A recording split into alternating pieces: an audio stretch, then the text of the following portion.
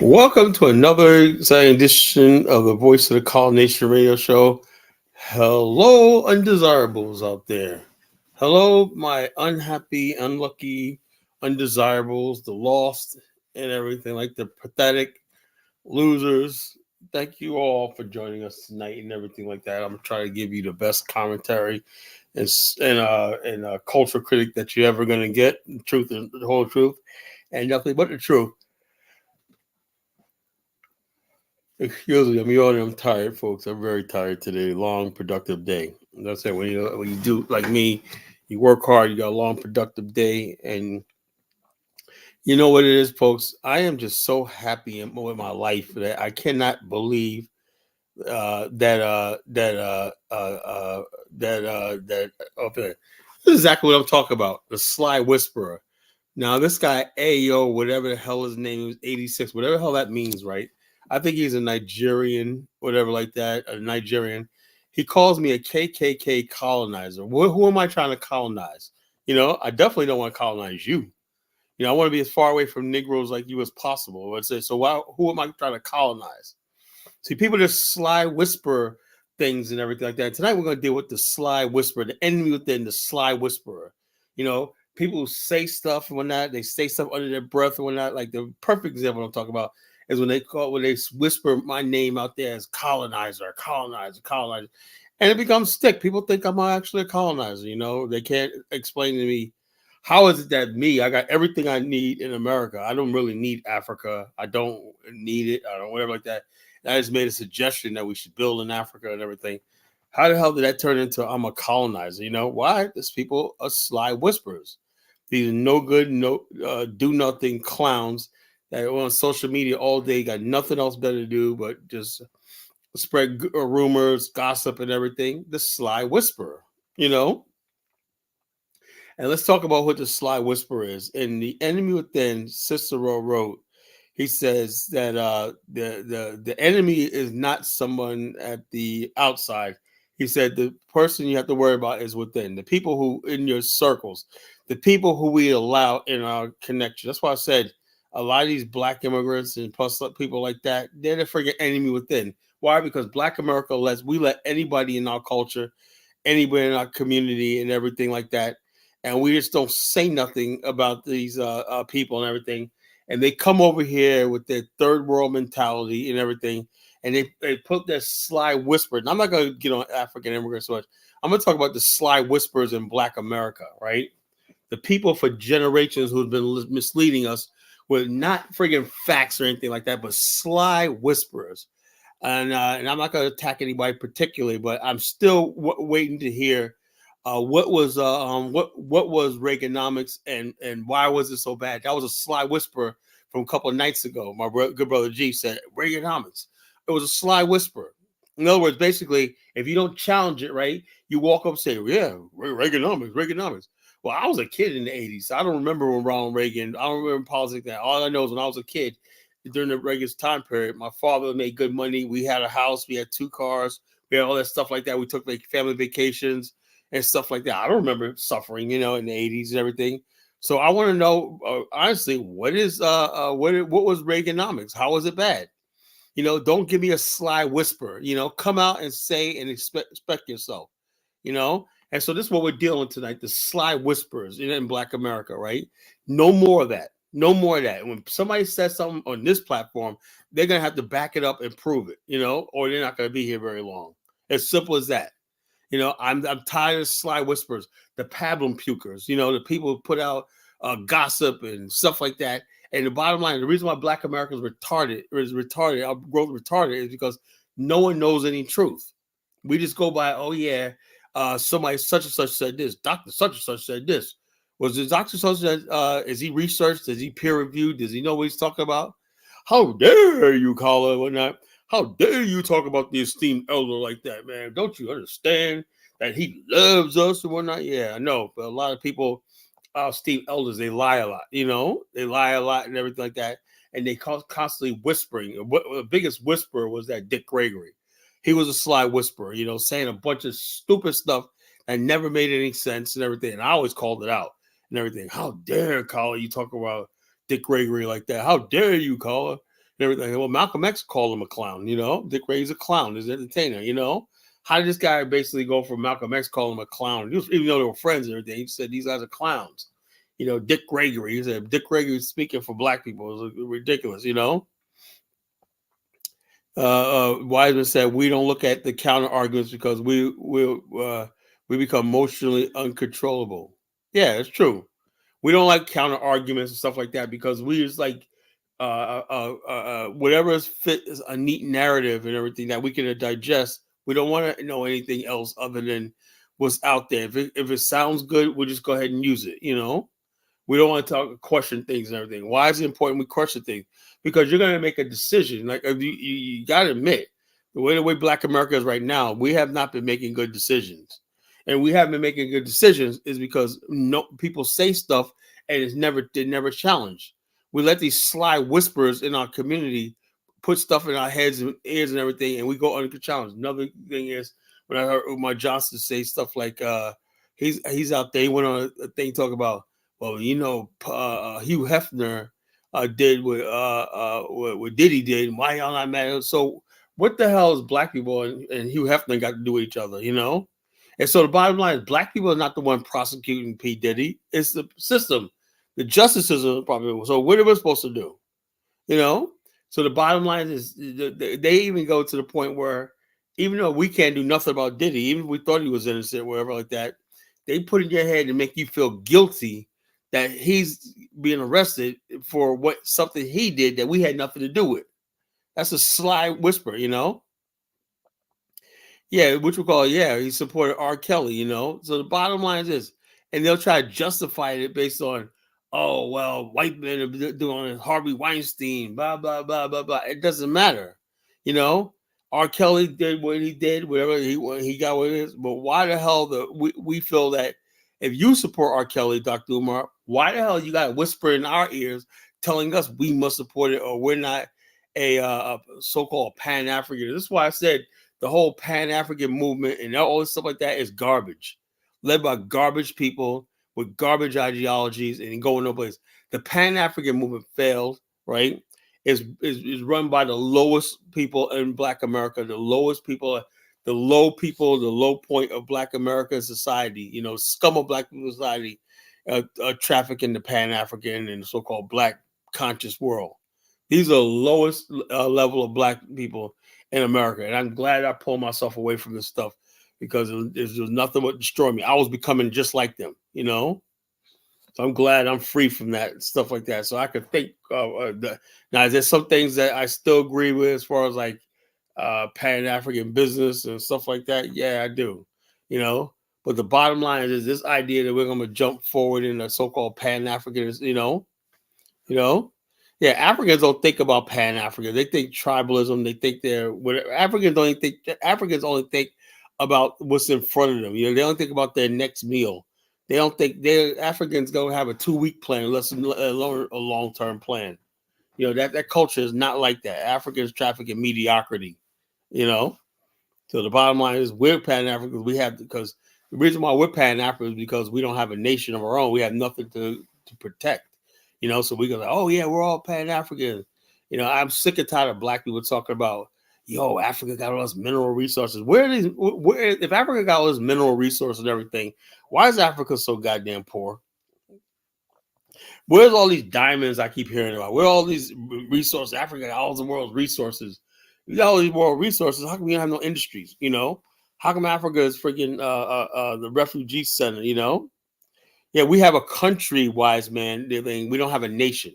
We're part of the American country, the American experiment, the American Republic. We're a nation or people. Nation's not a land. People make this mistake of calling a nation a land. America is a country. We have a white nation here, and we have when we want to, we have a Black nation. There's definitely a white nation in America. Black nation. We try to become a nation in America, but Black people would rather be Americans. They'd rather be Hebrew Israelites. They'd rather be all the stuff like that. They call themselves part of the African American nation. If we had a nation of Black people, that means a culture and everything, we can get somewhere. Trust me. But we're not a nation. We're too scared to become a nation. We're We don't have a nation. America is not a nation. America is a country. You know, the nation state is when you got one ethnic group or one people in a geographic area. That's what's called a nation state. America is not a really nation state; it's a republic. You know, if America was a nation state, now you could basically call yourself an American, and white people go along with it. Okay, it's fine. But you know, and I know when you say American, you're talking about Anglo-Saxon people, are English, Anglo-Saxon, and people who gave up their Germanness, their Irishness, their Italianness, and whatever they were to become Americans, white Americans, the melting pot. Now you're part of the white nation of America. You know, black people, unfortunately, can never be part of that melting pot because we're distinguished by our race. You know, so that's what it is. That's why they gave the Indians reservations, because they knew the Indians could never be part of this white experiment, this white nation. You know, because they're aboriginal to this land. They're not European descent, European ancestors. They're not part of the white manifest destiny. That means the white race expanding across this continent. That's a nation. You know, a nation, people have a beginning and they have a journey together. Where are we journeying with white people with? No place. You know, the white man in America trekked across this continent from sea to shining tea, pushed the Indians off, pushed the Mexicans off, and trample on the black man. You know, they are, yes, they are a nation. That's what America is. America is all about that white conquest of this land. You know, the white conquest of this continent of North America. That's what America is all about. We're not part of that. You know, we're an American country, but we're not part of the American nation because we didn't participate in the building or the expanding of this country. You know, we gained nothing from this country's expansion. Matter of fact, we were pushed out when we did have land and stuff like that. It was taken from us because they didn't want us to be part of America. You know, that's what the lynching was all about. That's what the burning of our towns was all about. They didn't want to recognize the black race in America. We were supposed to. The only thing we could do is be destined to do and everything. They were not going to let us build our infrastructure here. You know, that's what this is all about. That's why we created the Black African infrastructure. Because the bottom line, the black man does not have an infrastructure. You know, he doesn't have an infrastructure. So we're not part of the American nation. We're inside the Americans, the country called America, right? White people, the white American people, right, the red, white, and blue white American flag suiting white people are the freaking the nation of America. That's the nation. Trust me, I don't want to tell anybody anything different. You know, I know I hurt people's feelings when I say that and everything, but that is the God awful truth. Now, you could be American and be proud to be American. I have no problem with that, you know. But understand when it really comes down to it, right? When an American will not question the dropping of nuclear bombs on Hiroshima and Nagasaki. Americans, on the whole, uh, uh, think that the best thing that could have happened to the black man in America was coming here and being slaves. That's a true American. You know, all Americans think like that. You know, Americans think that, yeah, they would justify taking the land from the Indians. Now, are you willing to do all those three things? No, then you're not really an American then. You know, America think it was nothing starting a war with Spain. You know, there was an old saying called "America may she be right." It came from the time of the Barbary pirates in the halls of Montezuma to the shores of Tripoli. That means the friggin' the people who America. They said, "America may she always be right, whether wrong or right." Will you say that? Will you say America may she be right, whether wrong or right? The people who say that are true Americans. Those who critique America and say no, America's wrong and try to, well, you're not an American. An American believes that America may be she right, whether wrong or right. That's why I said we got to clear this stuff up tonight. You know, people call themselves Americans and they don't want to put in the work or the what it means to be American. You can't just call yourself an American, right? And then basically, like I see these immigrants here talking about, I'm an American now, Carlo, and I, but yet they're opposed to everything America stands for. You know, in a global scale, they oppose everything this country is all about. You know, and that's why this country is in serious trouble right now, you know, to try to find its identity, you know, because when it comes down to it, you know, when they say make America great again, That means they're gonna put, if Trump wins, you could, all these friggin' third world countries, all these millions of illegal aliens here, they are gonna be out of here. You're gonna see there's gonna be a day of reckoning in this country. The white man who basically built this country is gonna fucking take this country back. You think it's gonna basically hand this country over to a friggin' bunch of friggin' immigrants who didn't have no hand in the building and the fighting for it? No, it don't work like that. You know. So this is going to be a day of reckoning when if this Trump administration gets back into power. I'm just warning you now. You don't want to listen to me. Hey, that's fine. Okay. Today, schedule for later.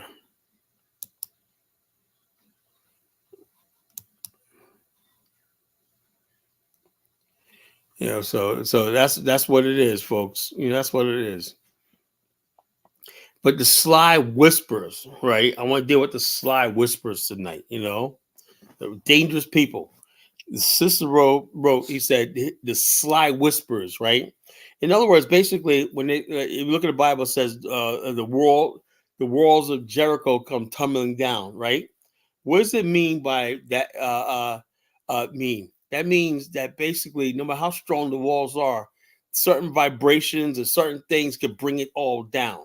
You know, and you ever see something where just an echo in the forest could bring down trees, whatever like that. Same thing with the sly whispers, right?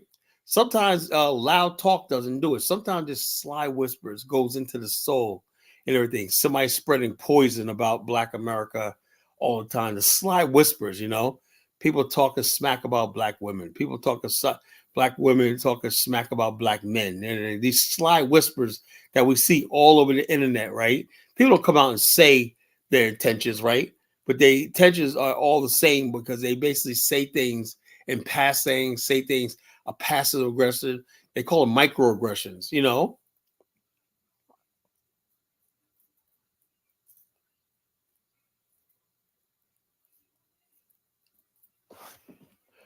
Fruity Baruti. What does Fruity Baruti got to say? America, early white settlers, settlers of the Caucasians. But the bottom line, Fruity Baruti, Black people are here in America.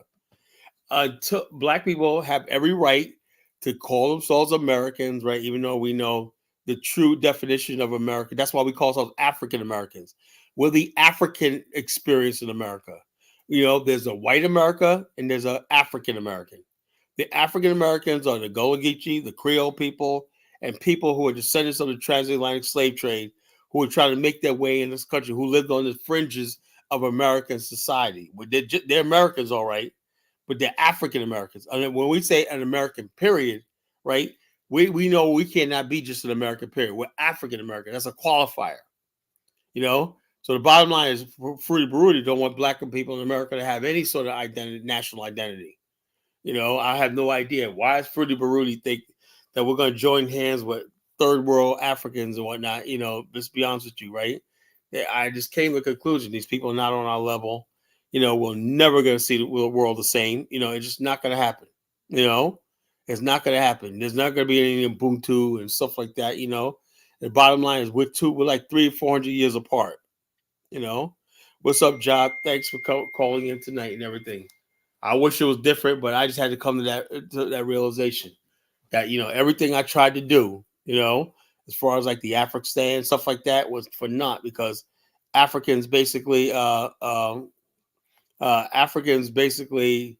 called me a colonizer. They don't understand that I was their last hope. I was really the BAIO college was their last hope. That was the last chance for us to link together one night, and they blew it. Yeah, but Jonathan Miller, that it'd be nice if we could do that, right?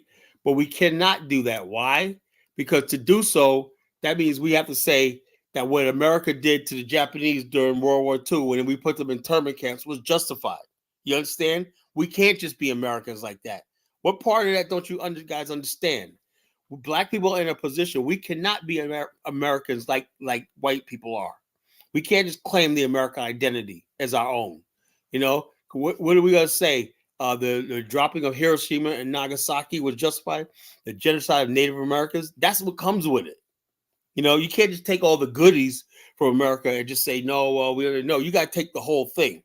And America embraces it all. They'll say they were justified in putting the Japanese in internment camp, even though they paid them off. Say, look, we're sorry, but they said like that at the time period. Nobody basically said that America was wrong. Nobody to this day say America was wrong. America's right whether she's wrong or right. Are you willing to say that?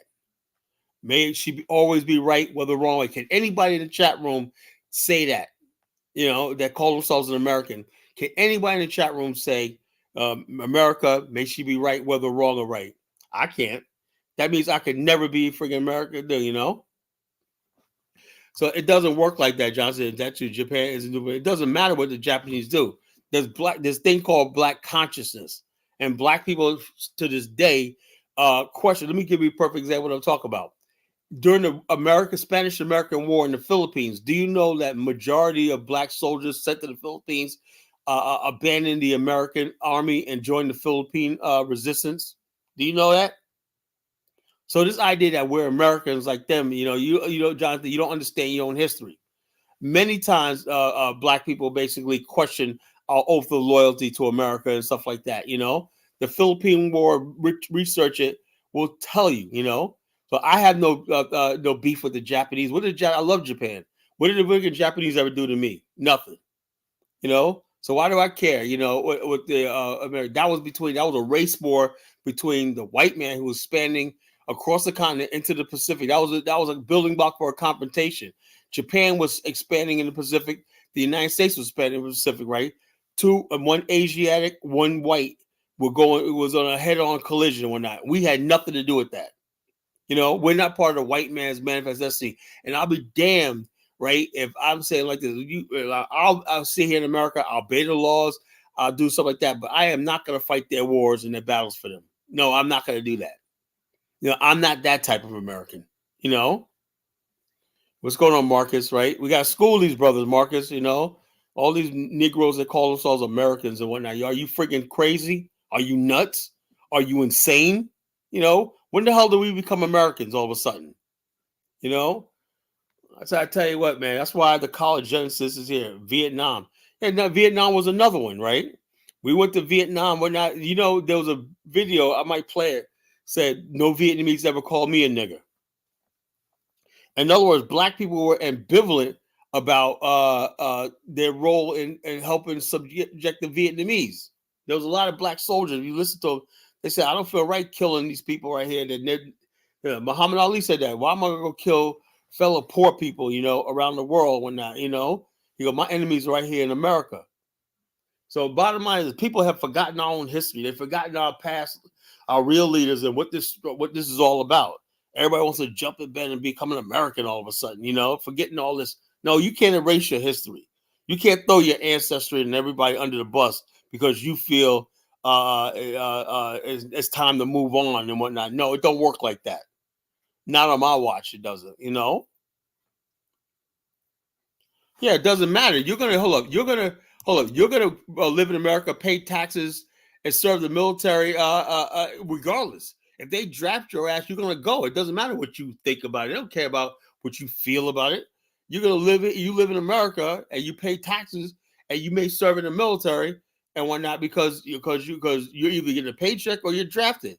So the bottom line is, I'm saying, yeah, you could claim the identity all you want, but don't tell me you're an American like anybody else, because the bottom line is you don't believe in America the way what you call it, So okay, you got Mufasa says, I agree with this. Okay, so you guys are now Americans. So if you guys are got Americans, right? Why are you guys still talking about? You guys are the ones basically say you want a reparations check. How you gonna go to the same government that you call yourself an American to, and you talk about you want a reparations check? See, this is what I'm talking about. You sly whisperers and everything like that, where you guys talk your shit all the time, What is Jamal sending me?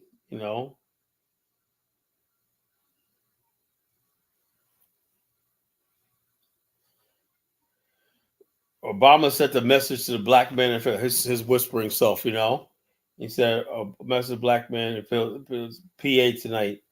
Part of it makes you think that you aren't feeling the idea of having a woman as president. What the hell is this clown talking about? Obama continued, and you're coming all kinds of reasons, excuses. Well, like I said, somebody need to tell Obama we don't owe this bitch nothing. You know, basically he's chastising black men for not supporting Kamala Harris. You know, we don't like this chick. You know, and you can't bully us and shame us into going out there voting for her. It's not going to happen. He said, women in our lives have been getting the buck up acts the entire time. He said, when we got in trouble, the system isn't work for us. They're the ones out there marching and protesting. No, actually, it was men who was actually marching and protesting. You know, where's Obama? He just rewrote history.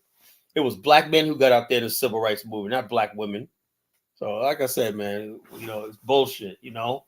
Bullshit on friggin' toast, you know? You know? So, it's, you know.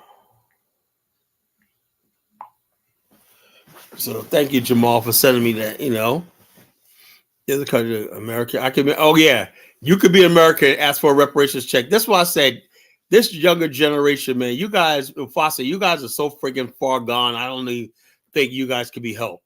On one hand, you want to be an American. On the other hand, you're condemning the same country you want to be. Thing, you know. Yeah, you're an American. I agree. Look. You're American by default when that, but I don't mean you don't get the privilege of being American. Nobody sees you like they see a blonde, blue-eyed Brad traveling around the world. You know, you're American, yes, you know, but you're a Negro, Black American, you know. So no, you don't stand with your country, you know. A true American basically never apologizes for anything America does. I know that. I do know, you know. So in other words, you don't walk around and be like, oh yeah, well I oppose this. You're not an American. You're somebody basically who you, bro, like anybody of Black America are landless people, a pathetic landless people. That's why nobody respects you here, and that's why the Africans don't respect you because you're a landless people. You just go along with the Americans because you have no choice. You know, you don't fully embrace America. Now, somebody like let's say let me see that guy Alan West, you know, I think his name is Alan West. I forgot his name. Now that guy basically is like one of those true blue American black guys that's a patriot. When he don't question nothing America does, you know, he's ready to go to war. He went to war in the Iraq War and stuff like that. Yeah, Alan West. Now that's somebody I would say when if he says I'm an American, I believe him. I believe him. I know there's black people like that, right? They don't freaking participate in no social justice. They're like that. They're really hardcore right-wing people and that. And I say those few black people are really true Americans. I got a cousin like that, you know.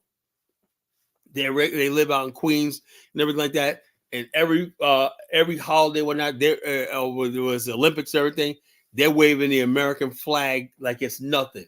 They don't question nothing. They say, yeah, we're Americans and we don't give a damn about nothing. They don't believe in Martin Luther King. They don't believe in no Malcolm X. They don't believe in nothing like that. That's the people who are truly Americans. You know, all the rest of you Negroes that want to be lukewarm, you know, like I told you, lukewarm people, you know, you make me sick. You know, you're American, but you're not really American. You're African, but you're not really African. You're lukewarm, you know. So bottom line is this. And bottom line, but when Jonathan Mills says Little Italy, they fight Italian flag, yeah.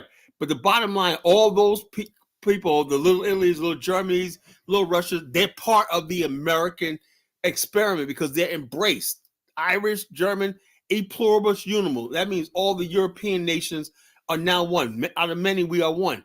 The red, black, and green is not part of that. The black people are not a part of that. What nation do you come and bring to the table? You know, you're people that was stolen from Africa. You didn't come here voluntarily. How can you claim yourself to be American like they are when you didn't come here voluntarily? Like I said, man, people out here, all you sly whisperers out here, y'all have to go, man. Y'all have to be reined in tonight, you know. So I guess people want to come on, you know. They were always embraced. The bottom line is they're white. You know what I'm saying, Jonathan? The difference between them and you, eventually they're going to be embraced and everything. Rush Limbaugh is German. And bottom line, Rush Limbaugh, German. Was he always Germans are always embracing this country? No. But you're gonna tell me Rush Limbaugh is not a true blue American? No, he became Donald Trump is German. You know? So the Germans went through stuff or not, but eventually they assimilated. You know, they became after all these years, black people have never become Americans. After all this stuff like this. You're Americans, but you're African Americans or you're black Americans. You're never going to be just an American like them. They are. Because nobody believes that you love this country as white people do. You don't love this country like white people do. And that's the truth. You know, we live in a racist country. You know, do you know a real Americans? Hold up. Real Americans will never tell Americans a racist country. They believe this is a land of opportunity and all stuff like that. And basically, when you state, that's what I said, when you guys basically say stuff automatically, America's a racist country, can you prove that? If it's such a racist country, why are you trying to embrace it? You guys see, like I said, this is why we're talking. I mean, by people talking out of two sides, when you're lukewarm and you talk out of two sides of your mouth. On one hand, this is a racist country. On the other hand, you're just as American as anybody else. If it's a racist country, then condemn it and move on, you know? No, two can't be true at the same time. You can't say, well, this person's a murderer, but he's innocent, you know? He killed 10 people, but actually he's really innocent. Can two things be the same at the same time? No. You know? And it doesn't matter if you have opportunity. Black people had opportunity when it's at the height of slavery. They were free black communities in America. Didn't change anything. The reason why Liberia was created because black people felt like they were not Americans, you know, like white people were.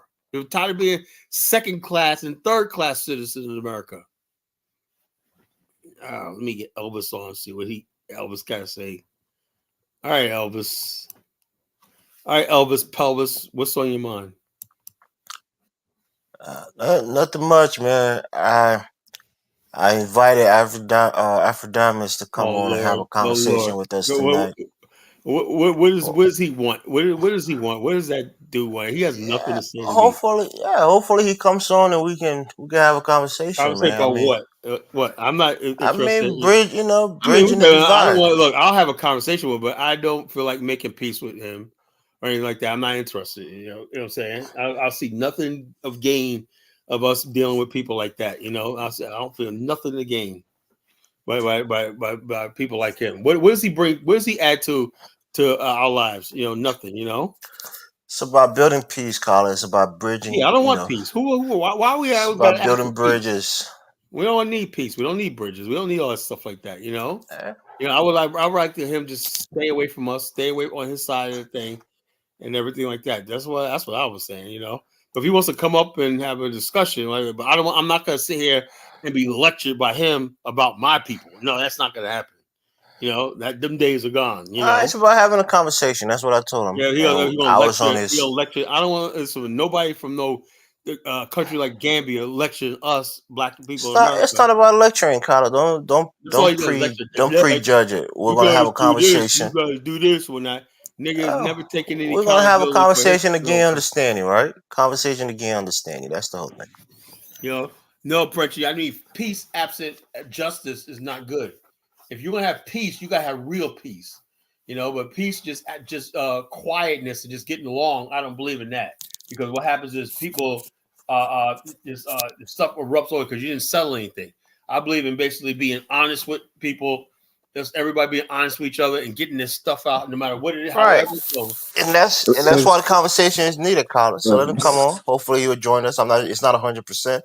He said he might come, so hopefully he comes so we can talk about it. You know, I'll never go on his show. You know that, right? I was on the show tonight. We had a conversation. It was fruitful. You'll never see me on that show. You know. I mean, that's the thing. Don't dig your heels in. Even though I disagree with Afrodamus rhetoric, I'm like this. I go in there and I engage him.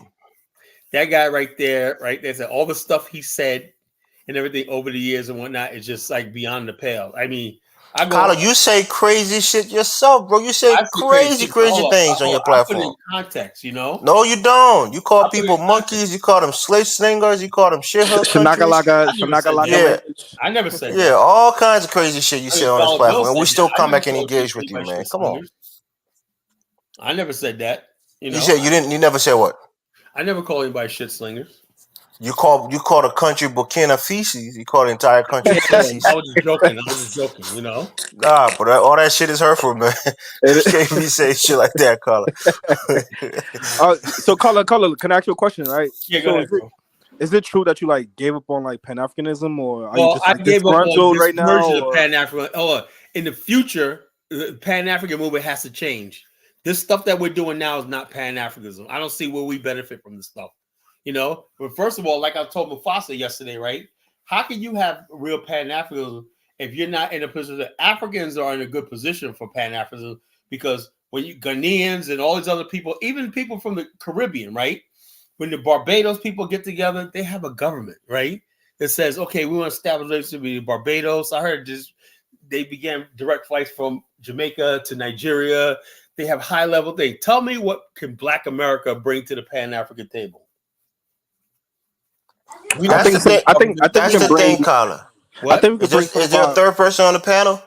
Yeah, Ja. Oh, Ja's on there. Well, quickly, if I pass the mic, I'll just make it like 2 sentences. Look, Carla, you said this, and I've said it. You know this.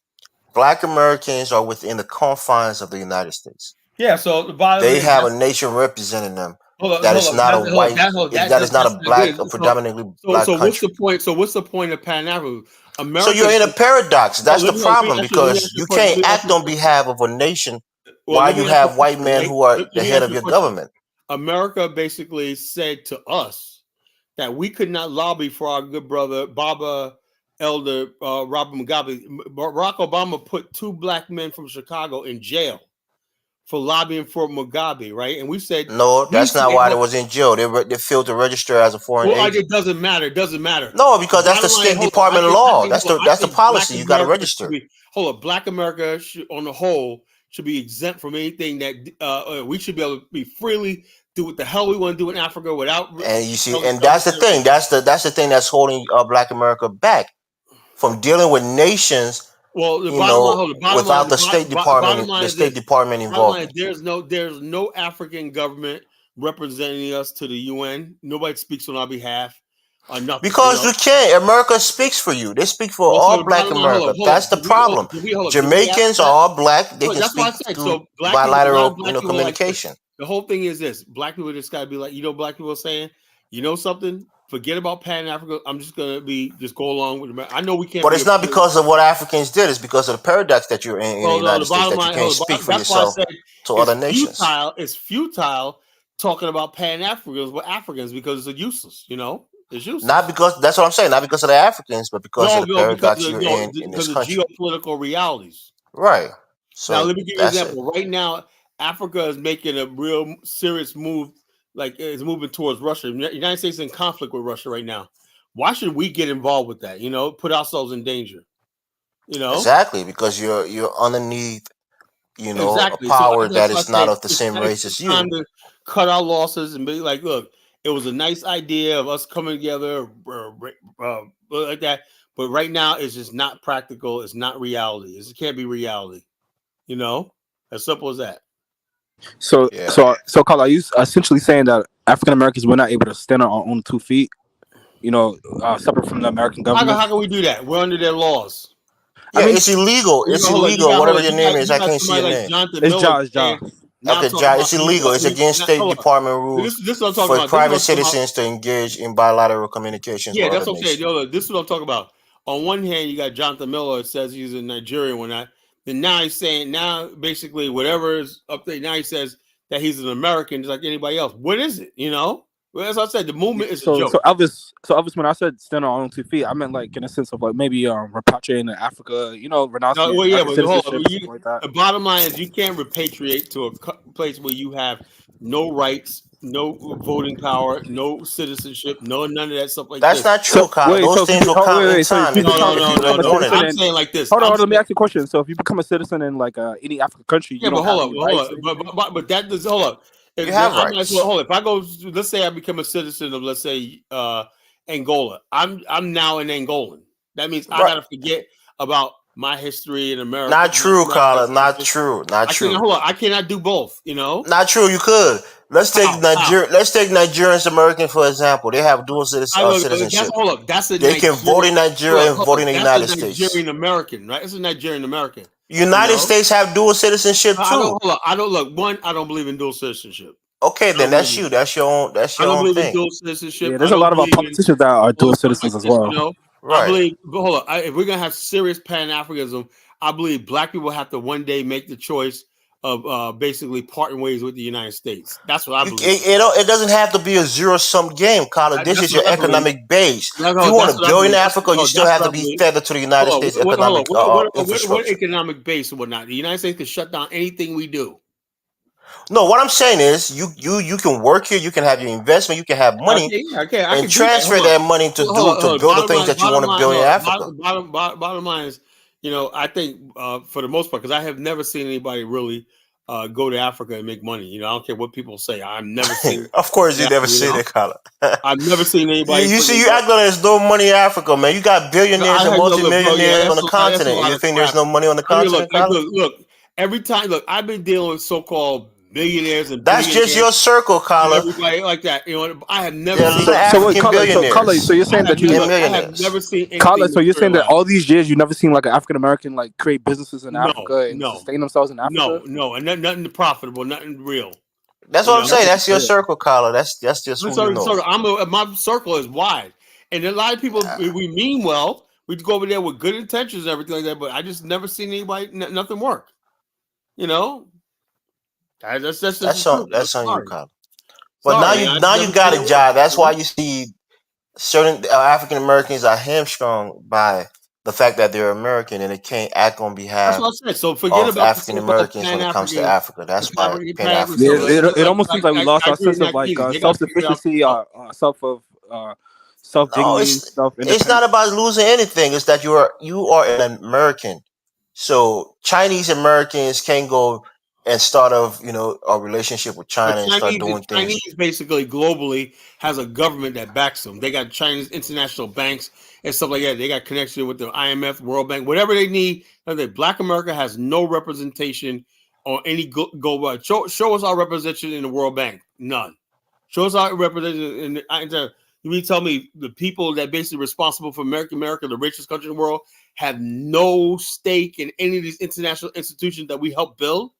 So the bottom line is, Colin, when you say we help build, what do you mean by that? The IMF, you help build the IMF? Hold up. The Bretton Woods institutions, all those institutions are the Bretton Woods. They were formed in Bretton Woods, New Hampshire, right? From America. America would not be anything if it wasn't for Black people. You know? So all these institutions, the World Bank, the World Health Organization, the World Trade Organization, all those organizations were created in Bretton Woods, New Hampshire, you know, to govern the world thing. Black people basically helped America win World War II, you know, and basically end the Cold War. You know, so we have nothing, no stake, no say-so in any of this stuff. So we got these little puny white guys running around dictating. Now they're going to tell us that we have to support them trying to alter Africa's sexuality with transgenders and gays and stuff like that. That's America's policy in Africa. You know, if you ain't getting behind that, you can forget it. Yeah, the State Department has a policy, and what policy? It has policies that deals with different regions, Africa. Yeah, what's the one thing they're trying to? What's the one thing they're trying to push in Africa? Birth control, transgender, gays, and all stuff like this. They basically know what they're doing. You know, and that's what I'm saying. They have a policy, and they're trying to look. The BAO split because they infiltrated BAO with these. That's a damn lie, Colin. Don't even go there. The BAO split because you have a big ego and you wanted to be a dictator, and they didn't want to be under your nuts. That's why they split, Colin. I just had to unmute to laugh at that. Let me mute myself back. Colin, he said you trying to say the CIA infiltrated your organization, right, Colin? Don't worry, I'm here. I'm not gonna let these guys clown on you, man, and try to jump on you. And now they want to bring in Africa. Oh, you got your sidekick here tonight, Dollar Bill. No, you got a comrade in arms, brother. Okay, communist Dollar Bill. Comrade in arms. That's what it is. Well, Colin, you know that's not true. It wasn't the CIA that broke down the PAIO. They infiltrated. That's what they do. Yeah, that was they're the new Black Panther Party, man. That's what they do. You don't know about COINTELPRO. I know about COINTELPRO, but they definitely didn't do that to Colin's organization. FBI. The CIA focused on international. FBI is the one that focuses on domestic. Homeland. Right, there you go. We at least got to understand the agency. All these gays and lesbians in and whatnot, it tells me something. Homeland Security. Okay. Somebody said BIO was infiltrated by LBGT guy. Was that Jabari Collar? And the other guy? That's your boyfriend. That's your boyfriend. That's who boyfriend? That's your boyfriend. That's my boyfriend. Collar, you mad you let a gay dude infiltrate your organization and break it down, Collar? Damn, Collar, did you recruit a gay person on accident into your organization? Two of them, bro. Two of them. The bottom line, they didn't force themselves into the BIO. Social media, they're not on my social media site, so all they do is go around saying that they're part of the BIO, and I can't do nothing about it. What can I do? It's not funny. Colin tried to be homophobic, and he was overruled. They are members of the BIO, and all of y'all that think that way should donate to the BIO. They're not members of my organization. I got the largest group. So why we got to get the trade? Why do we got to get the traitor, Afro Dumbass, the race traitor, up here? What is he gonna say? What is he gonna say? No, bro. We want to have conversations. Dollar Bill. What? We want to have. But whatever, man. We can talk to each other, man. This is not a game war where we can't talk. If y'all gonna bring up Afro Dumbass, y'all should also. What's that guy that Collar hates a lot? What's his name? I can't think of his name. Afro Think Tank. Yeah, Afro Think Tank. Afro Think Tank already engaged. I don't engage with him like that. He never come up. He's a coward. He'll never come on a platform. If Afro Diamonds want to come up, I invited him. He can come up. Post the link just in case, Collar. Challenge him to a debate on my. Someone get Tariq Nasheed up here too. Yeah, let's see if y'all gonna be as happy if we bring Tariq Nasheed up. Oh, that's your Thanos, huh? He's gonna snap us all the way with the power stuff. So your Thanos is Afro Dumbass? No, that's not what I said. I said you wasn't. I didn't hear what you were saying. I didn't know if you heard what I said earlier on. I invited him on the platform because I want us to have conversations and build relationships rather than dividing each other. Who can build a relationship with that guy? His show that you guys are on tonight was about the blacks taking our culture he got that from Thomas Sowell. That's all you guys like to hold on to because you got. Did you hear my submission on the platform tonight, Dollar Bill? No, I didn't hear your submission. Okay, well then I wasn't perpetuating any of his views. I was against his views. You do.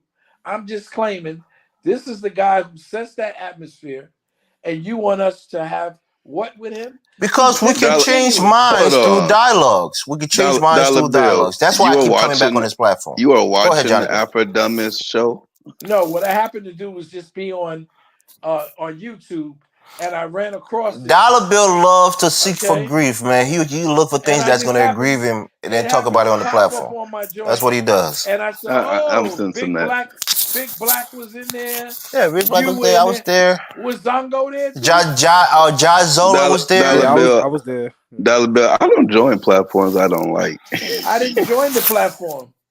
Dollar Bill likes to listen to see if they're talking shit about his people. Exactly. Yeah, you got it. Ding, ding, ding, ding. Why though? Why? Because I want to see what folks. Because it reinforces his worldview, his mindset. Just like they come on here and listen to you got Ant-Nam and the rest of them crazy folks. I noticed that people constantly talking about shit slinging and monkeys, but nobody talked about cotton pickers. I heard you say, well, Dollar Bill called them shit slingers. Yes, I called a person. No, I didn't say you. I said Kyle. I was talking about Kyle. I never called nobody shit slinger. So I've called. So maybe I misspoke them. But you call people monkeys. You call the savages. Yeah. You call us primitive. Elvis, let me say it like this, right? You said us. If I call somebody a savage, I'm an African. He's talking about Africans. I'm an African, Dollar Bill. And what am I, Japanese? Dollar Bill, forget that shit. You're American. I'm a continental African. I'm a continental African. You know what I mean? Elvis, let me get you just want to be victimized. You want to be offended by everything I say, Dollar Bill. Well, come on, man. Stop doing it. You the one who's offended. You got offended last night. No, I wasn't offended. I was just telling Kyle he was being a hypocrite by trying to say that he can't make peace with people who say crazy shit. And I was telling him he said crazier shit on his platform. What he's about. That's what I was saying. He's about. Wasn't offended by it. Hold up. Let me say this, Elvis, right? Everybody knows, right, that for years I went hard for Africa. I went hard for like that. I went hard. Everybody knows that, you know. But when I basically, after all my work and everything like that, basically breaking down African history, tying together, I thought it was beautiful, you know. The work I've done over the years and everything like that. Lincoln, but I still, BAO is mostly Africans. Continental Africans mostly make up the BAO. But the bottom line is to basically people either through jealousy, hatred, and everything like vindictiveness, right? Oh, the FBI too. Don't keep them out. First person on my freaking platform tonight, right? The Sly Whisperer, that do whatever his name. I'll post is what he said. Very first comment. Yeah, he came from Burundi. He came from Afro-Diamond's platform. I was on there with him. First comment of the night, right? Colonizer. I know you hit that name.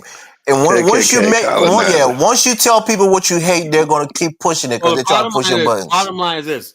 Now, when I say and I call somebody a savage, you guys get upset, right? You know what I'm saying? But I'm not supposed to say shit about you guys. Somebody calling me a colonizer, right? Why does that offend you, Kyle? That would never offend me. What it does is it trivializes everything I've been working on for decades. You get triggered by some stupid shit like that. Kyle, you just gotta change your mindset. No, it does. I don't have to change anything. I just said, look, the bottom line is this. If you guys are gonna call me a call, what else do you think about our people? You know, that means you guys have no intentions of ever getting together with us.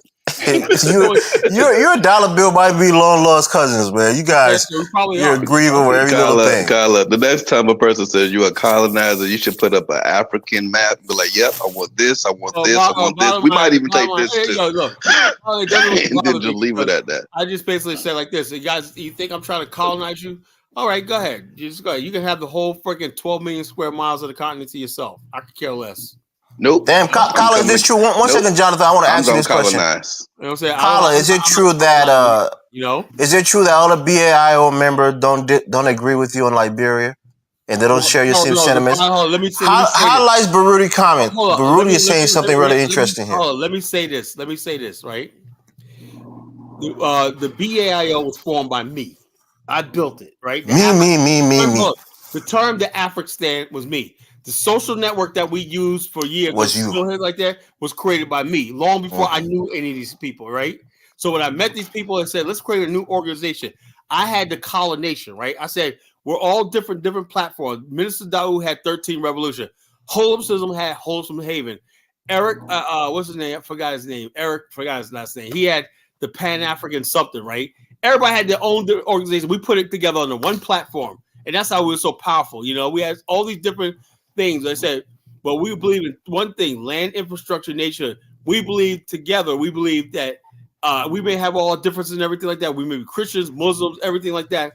But we believe that the ultimate goal, right, that we come to a point in our history, right, we crossroads, that it's time for us, the black people in America, right, after everything's said and done, we need a nation state of our own where we can govern ourselves. That's the solution. That's what we all agreed on, right? And so that was the end game of the BAO. It doesn't mean that was the only thing we were talking about. We were talking about a bunch of other stuff. But that's what we all, even to this day, Hope and I, we don't talk about that, but that's one thing we do agree about. The black man in America needs a nation state of his own. Now, we said Pan-Africanism at the time said could be a vehicle that while we can make that happen, right? Because we said like this. So we started supporting other African movements and stuff like that. We took a trip to Rwanda, and we was basically incorporating Africans in their struggle.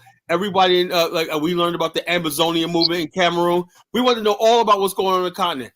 I chose Liberia and Angola, right, to focus on, you know? And so basically everybody took a piece of the continent and just focused on that, right? But the main thing was spread the message of the African, you know? And so the bottom line is this. So if it's like this, if people say, oh, we like all the stuff you guys are doing, we took trips to the continent. Well, Bomani is in Africa right now. His Black Star Path is a result of the BAIO. You know, we put that planned community together years ago, you know? And then But please, Carla, read Baruti's comment and tell us if that's true. Did you guys have an ideological schism? Was it an ideological schism? Look, they hate my guts. I don't care. I care less. You know, they say he's a traitor, rat, name mentioned, competition, library contract. I don't know what his position. I was the one who basically the other BAIO group hates the mere mention of Carla's name. No, why? Because for some reason they refer to Carla as a traitor and a rat if his name is mentioned. Carla positions on Liberia are contrasted. None of these guys are accomplished. They're just internet people. I brought the first BAL sponsor. But Carla, you brought these guys into your organization, so you brought nobody's into your organization who couldn't add value to your organization. You gotta something, Elvis. How many times I tell you? He just wants to agitate you, Carla. You know, the BAL was not one organization. No, Carla's saying that these guys are nobodies, but they're part of his organization. So how will you shit talk them when they're part of your organization? That's the point that I'm making, Dollar Bill. The BAIO was basically we believed in the end game of Black African infrastructure on a nation. I'm gonna switch my phones. Yeah, that's all it was. You know, and so therefore and the bottom line, the BAO just makes happy because Holmes and I had a falling out. That's it. That's what I'm saying. What was the ideological schism between you two? Hold on. No, it wasn't an ideology. It was a personality thing. It wasn't no ideology thing. What was it? You wanted to be the big boss, and he didn't think you supposed to be the big boss? The bottom line is this. Hold up. I introduced Hope to Dynast, you know? People forget that. Dynast, when I went on Dynast's show and I mentioned the BAO, we went viral, you know? We went viral. And then also after like a month of me going on Dynast's show, right? I told Dynast, you got to have my brother, Mr. Holmes, on, right? The Holmes got on there. The Holmes like, I don't know who that Dynast guy is, blah, blah, blah, blah, blah, blah. He didn't want to go on Dynast's show. I said, Dynast's a good brother, whatnot. So he went on Dynast's show, and that's but the bottom line is, you know, the audience gravitated to what I was saying because I was an author.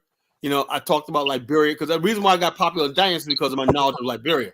Professor Davis discovered me, you know. He said, Dynast, you got to have this guy, College Genesis, on. You know, he talks about Liberia and whatnot. You go, I know Professor Davis. I've engaged with him on Focus on Liberia. So the bottom line is, Professor Davis gave Dynast my contact information. Dynast called me, said, Colin, you got to come on my show and not, you know, I got a big platform that's growing. Everything. I said, okay. Yeah, I was back in 2018, and so I came on Dynast. And you invited me to Dynast's platform, Kyle. I don't even remember that. I don't know. Whatever. Yeah, you did. The bottom line is, so the bottom line is, I was the BAO went viral, right? And then when BAO, all these new members came into BAO, social network exploded, right? And then next thing you know, some people gravitated towards holism, right? And they start saying gravitated, Kyle. Speak English, bro. No, I'm saying gravitate to wholesomeness. And I said to Holmes, I told him, look, man, I don't care about ego. I don't care about none of that. I just try to put a message, right? I don't believe that, Colin. No. Look, the bottom line is egotistical. I can tell you that. The bottom line is this. Holmes said one day, he goes, yeah, Colin. He made a comment, right? And it really hurt me, right? He said, it's all about College Genesis, man. Nobody can get a word in edgewise and whatnot. I'll second that. Yeah, I'll second that. Jonathan would third that too. I just bought with this guy BMG, whatever his name is. Remember that guy? You know, the guy talked to. He came at the BAL hard, right? And then anyway, some of the BAL new members like, yo, man, College, you got to deal with this guy, right? And because he was an older guy and whatnot. So I said, I'll deal with him. So anyway, the guy came on Dynasty show, and I shut him down, right? I said, no, I never said that we got to leave America and build a nation in Africa. I said, one of the things we can do, right, while we're building here in America, right, why can't we basically expand on the continent and build communities? I said, well, I thought you had. I said, that's not what I did. So anyway, instead of Hope saying, glad, Colin, you cleared that up and everything, he got up there and was saying, Colin, man, if you ever let somebody talk. I said, the dude was trying to destroy our organization and what we stand for, and you're more worried about how I was talking over him and stuff like that. That's what me and Hope fell out. You know, he said, Hope says, he goes, Colin, the next time you question my loyalty to you, man, that's it. And so, Kyle, good leaders are inclusive people. You got to be inclusive. No, I don't believe in that crap. You don't believe in that? Here he comes with this exclusivity. No, I don't believe in that. I said inclusive. I don't believe in inclusive. I didn't say exclusive. I said inclusive, Donovan. No, I don't believe in inclusive. You're not allowing other people to play their role and show you their value to your organization. That's a problem. A lot of people ain't serious, you know. So what's the role of Afro Dumbass tonight? He's gonna come. Are you still triggered about this? He may not even come tonight. I just invited him. He may not come. I'm just asking you. What would it's good to engage in dialogue with people you disagree with, Dollar Bill. I disagree with Kyler, but I'm always on the show. No, it's not what his is more than a disagreement. It's more than a fundamental disagreement. It's more than a disagreement. That guy. Okay. He has Kyler, built his. After y'all split, after your organization split, we didn't who split. has got? Gotta give Jonathan a chance to ask this question, bro. What organization has gotten the most done? Me. Between different sides of the BIO. What have y'all accomplished? What have you accomplished? What have they accomplished? Look. I expanded organizations of thousands of members, right? I organized the first tour and pray the BIO. I have a chapter office and a chapter in Liberia in a foreign country. You know, he doesn't have any of that. All these guys got them running their mouth online. I did a lot, you know. I'm with Brother Bamani, you know, and the bottom line, we have big things planning like that. And I got the people in my BAO are in Zambia strong, they're in Angola strong, South Africa, Namibia. I got a Namibia group. I got all these people all over. No offense, Kyler, but I never heard about those groups. I heard about the faction of Jabari is part of BAIO. They were doing presentation on Liberian history along with Carl Fumbler. Look, they were doing something that I'm saying I was engaged in. Hold up, you can do all the presentation all you want. I'm in Liberia on the ground building, you know. So it doesn't matter what have they been there. You do. I don't even think they've been there, right? They haven't been there. No, exactly. So that kind of answers that question, doesn't it? No, not true, Dollar Bill, because Kyler has a personal interest in Liberia also. Well, I have partners there, you know. I just said he did business there. He brought people there. He brought people there on a tour, and these people are. And what is Kyler's rhetoric right now? What is his rhetoric when it comes to Liberia? That he doesn't need Liberia. He doesn't need Africa. Africa don't need him. He's cutting ties. He's severing ties. I said Africa. I didn't say Liberia. I said Africa. Well, where's Liberia on the moon? Is Liberia on Mars? He's pumping and promoting. I believe Liberia, from my vantage point, is a part of Black America. That's what I believe. Really, Kyler? Yes. Yeah. Come on. Liberia's in Africa. It's on the west coast of Africa. Geographically, in reality, it's in Africa. It's not. You want to use the coup. You want to use the coup. Okay, to take that away from us. Remember we talked about that? Dollar Bill, you still butthurt about this, bro. No, we're talking about real things. We're not talking about abstract ideas. I try to explain to you that when people take over something, Dollar Bill, we're not going back there. Take over it's over with. It's over with, Dollar Bill. It's not inclusive. The Indians were not part of the. You're advocating that it was the right thing to do to exclude the majority of the population and allow them to rule over you for over 130 years and just accept it. Nobody's going to do that. Nobody's going to do that for eternity, Dollar Bill. We're not going to do that. So don't be butthurt over it. Liberia, what happened in Liberia happened. It's time to move on. I wonder why I say words like savage, you know, because the African doesn't understand administrating somebody and ruling on it. It's two different things. Kyler, whatever you want to say, it's over with. We can't go back and change history. History is done. It's not. Sure, it might not be over. You want to go back there and take it? Go back and take it. For me, I'm moving on to other topics. I don't want to go back over it. Well, that's what the other people are talking about. The BIO, they're talking about going back to Liberia. You just want everybody to say, "Oh, are they talking about taking it over?" What do you mean taking over? We're taking over. What taking over is? Kyler said this. You said it. I don't want to take over Liberia. There was other guy. Nothing to do with governing Liberia. So get that out of your mind. I'm not trying to call. No, you was against my position that they're never going to take over. They're 5% of the population, or even less. They don't have the numbers. They're not going to take over economic power by force. Elvis, do I have to drop everybody down and play a video from Liberia from the 70s and everything? Show how please don't. When you took it over. That's my next thing. You say one more word. That's exactly what I'm gonna do. I mean, what is your problem, bro? Look. You go from 0 to 100. Now you're making threats. It does not matter. It doesn't matter. Like I said, look, I'll say you in a minute, right? Norfolk, Virginia, right? When white people, I look at the history of Norfolk, right? When white people ran this shit, it was good. Black people took it the fuck over. They ran into the fucking city into the ground. I'm just dead serious. You said you made an outrageous statement that black people if they take over America, it turn to a shithole country. It's just some things that are facts. Look at South Africa, right, in the 70s, and look at South Africa now. It's a night and day.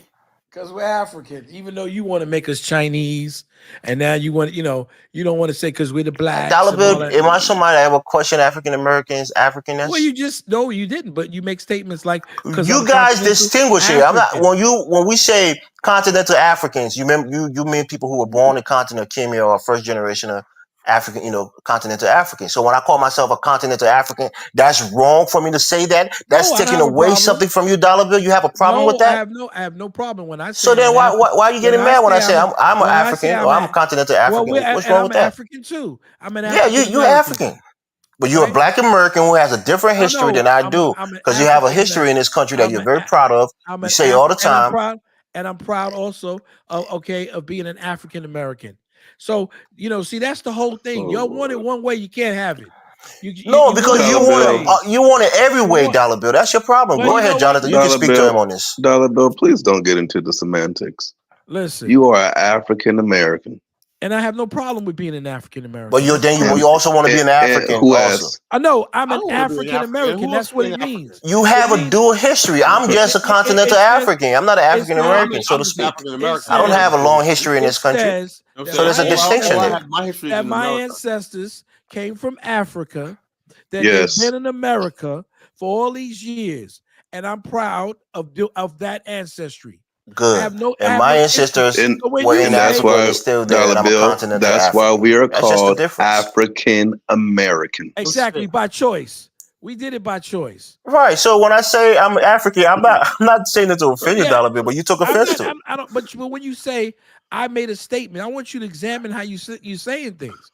When you said you got offended because I made a statement and called somebody a shit slinger, right? No, that's not what I said. That's what I repeated. I said Kyla was making a hold on. I'm African. Kyla said that he's never going to make peace with Afrodamas because Afrodamas said some crazy shit about African Americans. So I was pushing back on him. I said, Kyla, you said crazy as shit. You call people monkeys. You call them savages, shit slingers, primitive. I was just pushing back that he said some crazy things.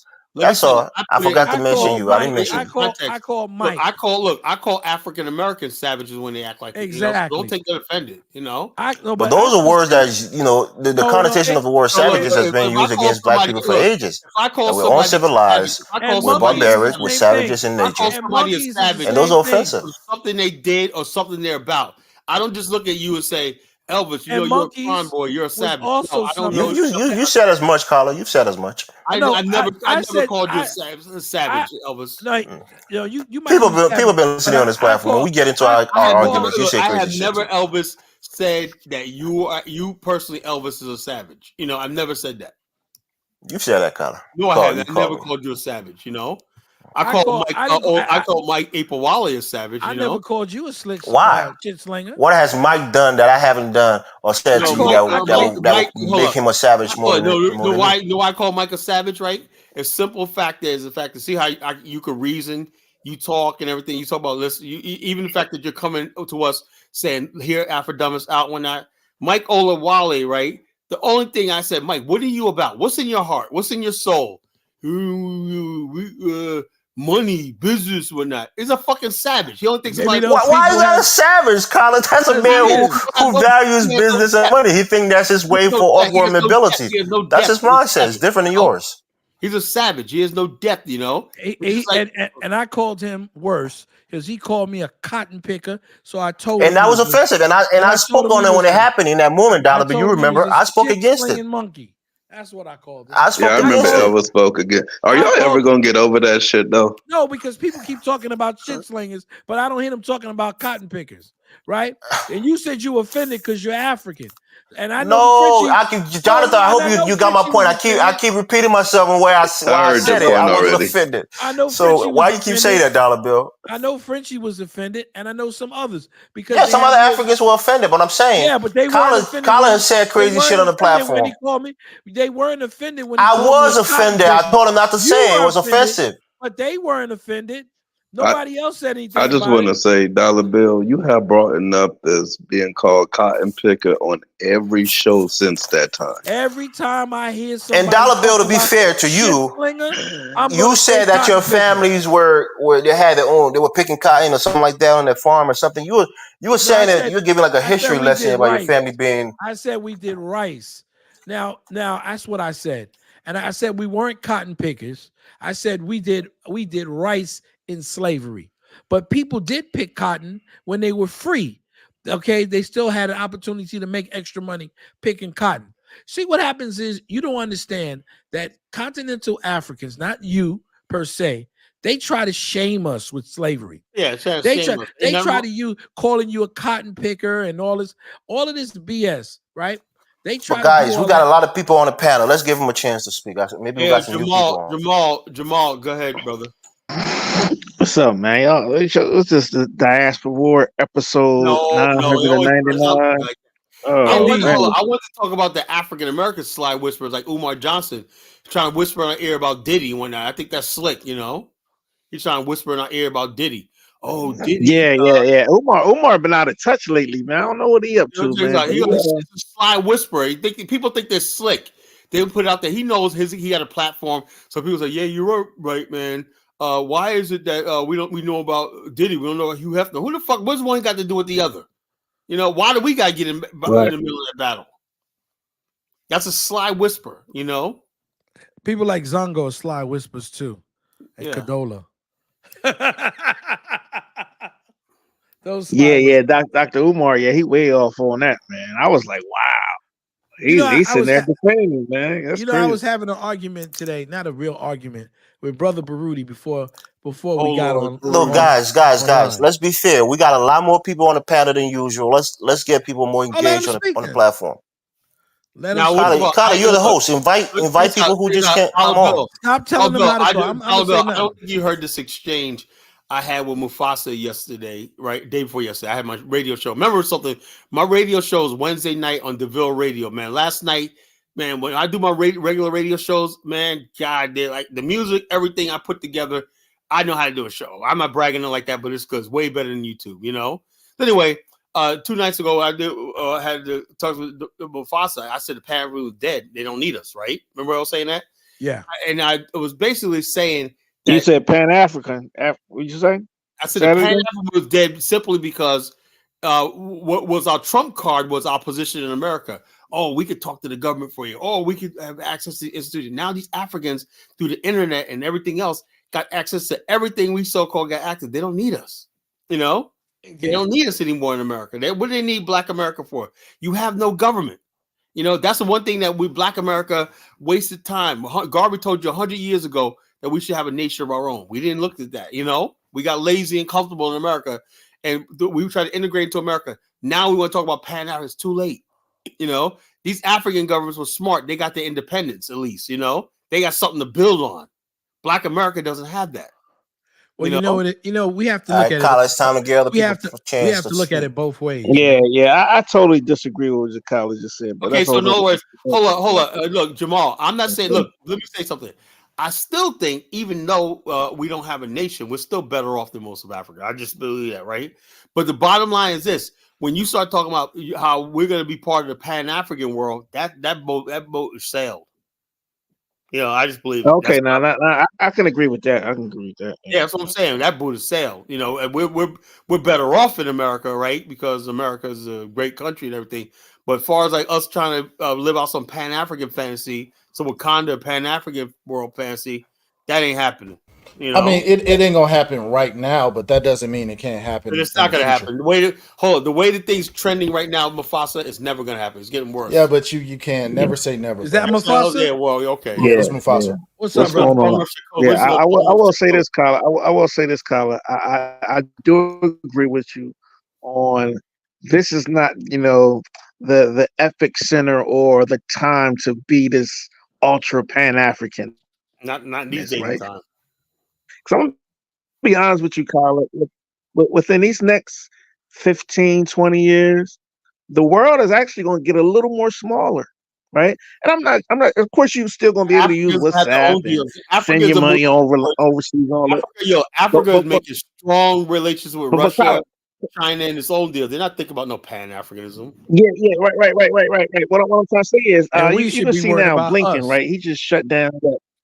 Hold on. Blinken just because nobody's talking about this. Blinken just shut down what that YouTube African stream, African right? stream. They said he shut down the content. Yeah, shut down the content, right? Said they had ties with Russia, right? You're going to see more of this anti-con. It ain't just Africa, but it could be Africa, parts of Asia. If you're teaming up with Russia and things like that, they're going to shut a lot of that online communication That's why off, they're right? trying to shut Another down thing too. TikTok. Right. Another thing too, global trade is going to be more regionalized, right? When we talk about Mexico is going to be a big trader, Central America they're going to have to develop Central America. Africa is going to be doing its own thing, and it's going to help Africa ultimately. But this whole thing of Pan Africanism, this kind of global world that Black people are trying to create, or I'm a global citizen. I'm a citizen of the That's world. stupid shit. That's going to be dead in its next 20 years because the world is. You're cutting off a little bit. Yeah, I think he's getting a call. Oh, okay. Can I What say other something? people As on the we panel, speak. Carla? Invite the other guys to speak. Can I say something for a minute? I was having this conversation with Baruti early today, and he was talking to me about unity. A lot of people on the platform are saying, you know, like you, Elvis, how can we bridge the gap and have unity? And my response to them is, several years ago, okay, I had a cousin who used to be part of a group of people. I don't know if you remember Baruti, that used to be on 125th Street selling books, black books, and all kinds of blackware, even selling African stuff and garb and all kinds of sculptures and anything black used to be sold on 125th Street. And so they were in the process of gentrifying 125th Street in Harlem. And so what they said was that the at that time, I think Giuliani was I remember that. Giuliani was the mayor. And so he said, we're gonna actually go by force and we're gonna remove all of the vendors on 125th Street because it's hurting the economy, it's hurting the people who are trying to sell, the retailers. So they got into a negotiation with this African brother who was on 116th Street, who had taken over Mosque number 7. You remember that was down with the Nation of Islam.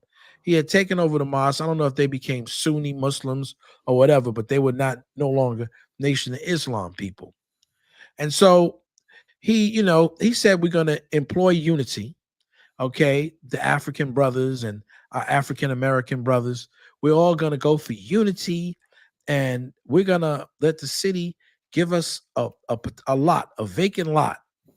And the brother said, there's a vacant lot right there on 116th Street that we can use.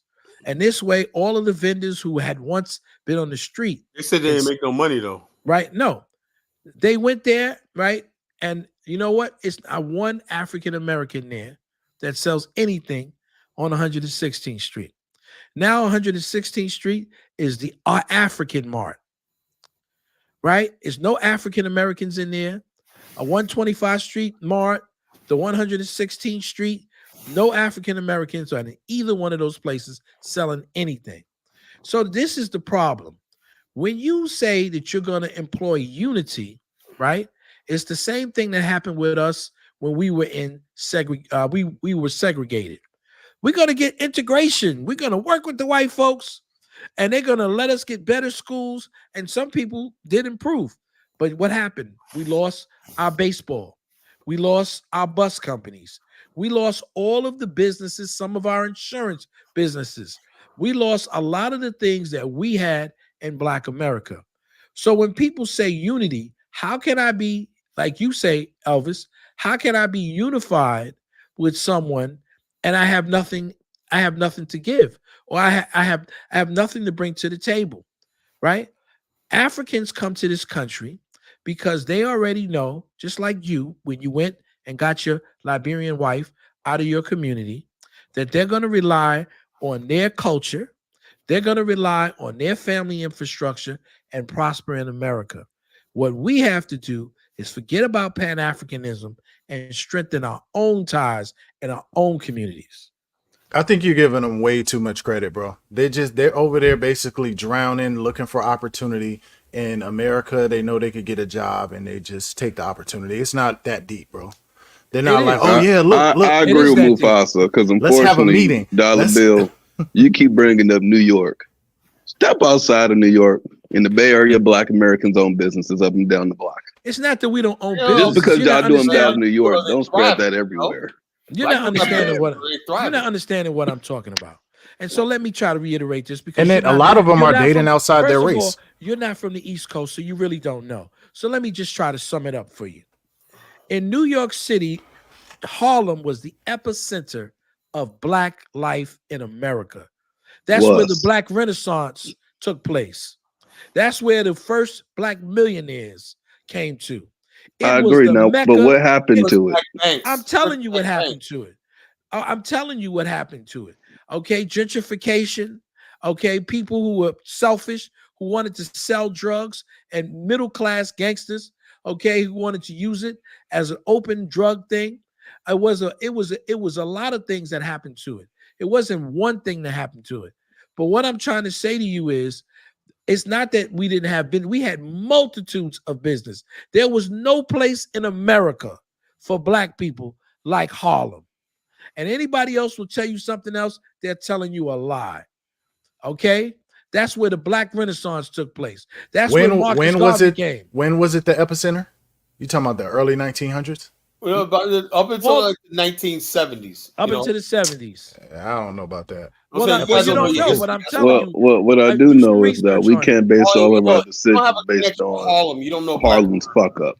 I know, but listen, the fact that I don't Harlem is telling you everything you need to know. Do you know who Malcolm X is? Outside of Harlem, yeah, do you know who Malcolm X is? No, you should know Harlem, bro. Yes, bro, you should know Harlem. Of course, I know Harlem. I know the Harlem Renaissance, but to call it the epicenter in the 70s, it was the epicenter.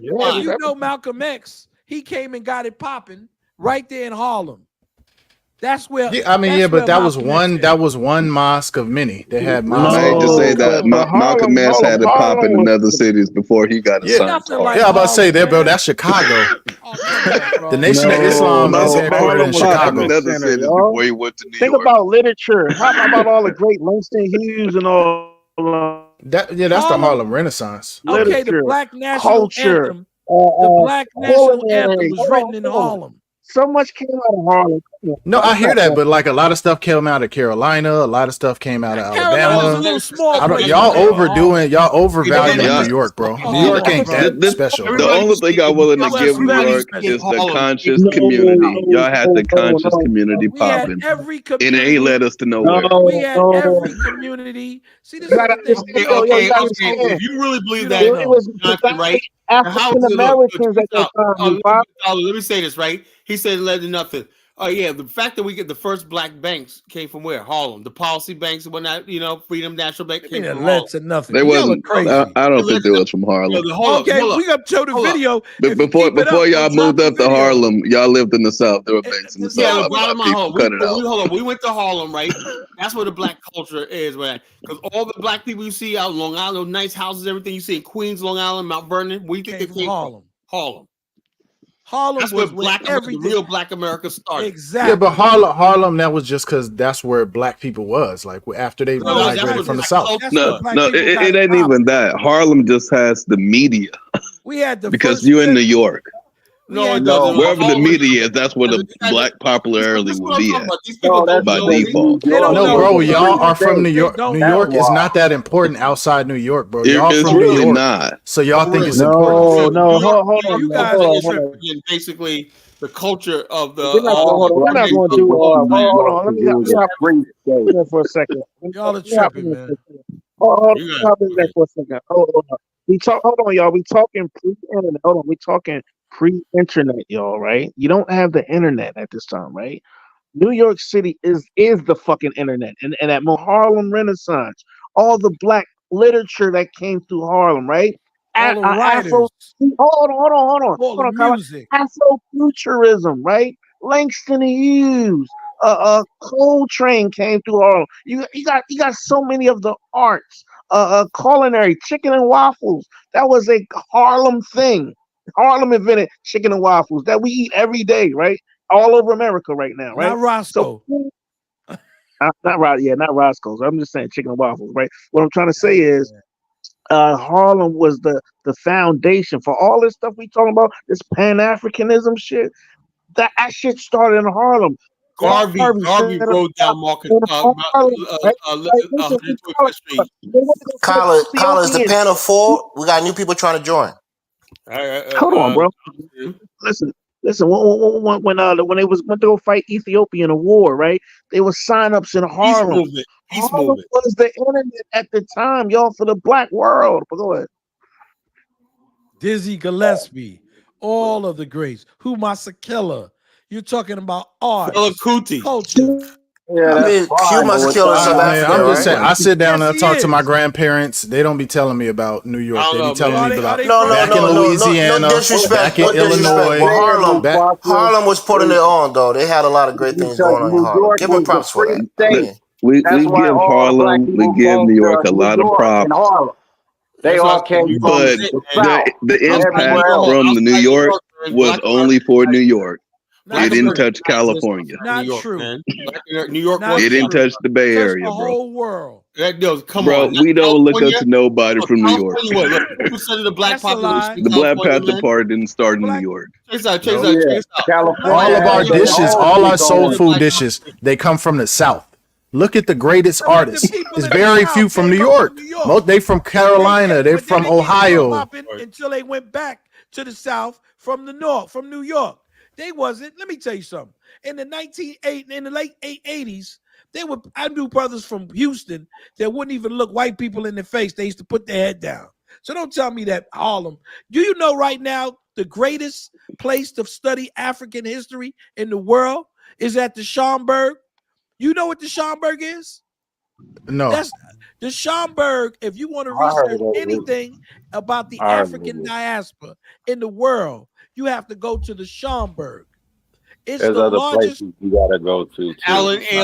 No, listen. Ain't nobody. I'm not trying to downplay We might be New able York. to go to the Hidden History Museum and get some knowledge. What you talking about? Oh, see, Jonathan, you just the Hidden History Museum. Jonathan, you're gonna get banned from the platform talking like that. Hidden History just talking Museum. shit. You bring that shit. Kala, do me a favor. Don't hate on the Black Men's Museums. Listen. Harlem's so powerful. Could you please put up the video? Harlem's so powerful. Let's get the video. Let's get the video. $1 bill. Kala, could you bring the video up, please? These Negroes talking shit. Could you bring up? This is just part 2. Don't tell me about Harlem because we from New York. I go to I'm going to file an official complaint against $1 bill for torture, man. You gotta stop this shit, bro. Y'all need to get. Look at that bullshit over there, Afro-Damas. Somebody shuffling their feet. $1 bill, I was mad, bro. Relax, $1 bill. Take a chill pill, dog. Your Africans love that bullshit. But when we put up some titties jumping up and down in the air, why you do that, Kala? Well, try that sometimes, $1 bill. Wait, but y'all love go to get for the it. Singers shuffling and the dancers. Shit. It was also about the larger political messages that were conveyed both on the stage and on the page. As we've discussed, while many of the most famous contributors to the Harlem Renaissance were indeed artists, much of their work was deeply political, and many of their own political ideologies were shaped by other Black activists and intellectuals of the day.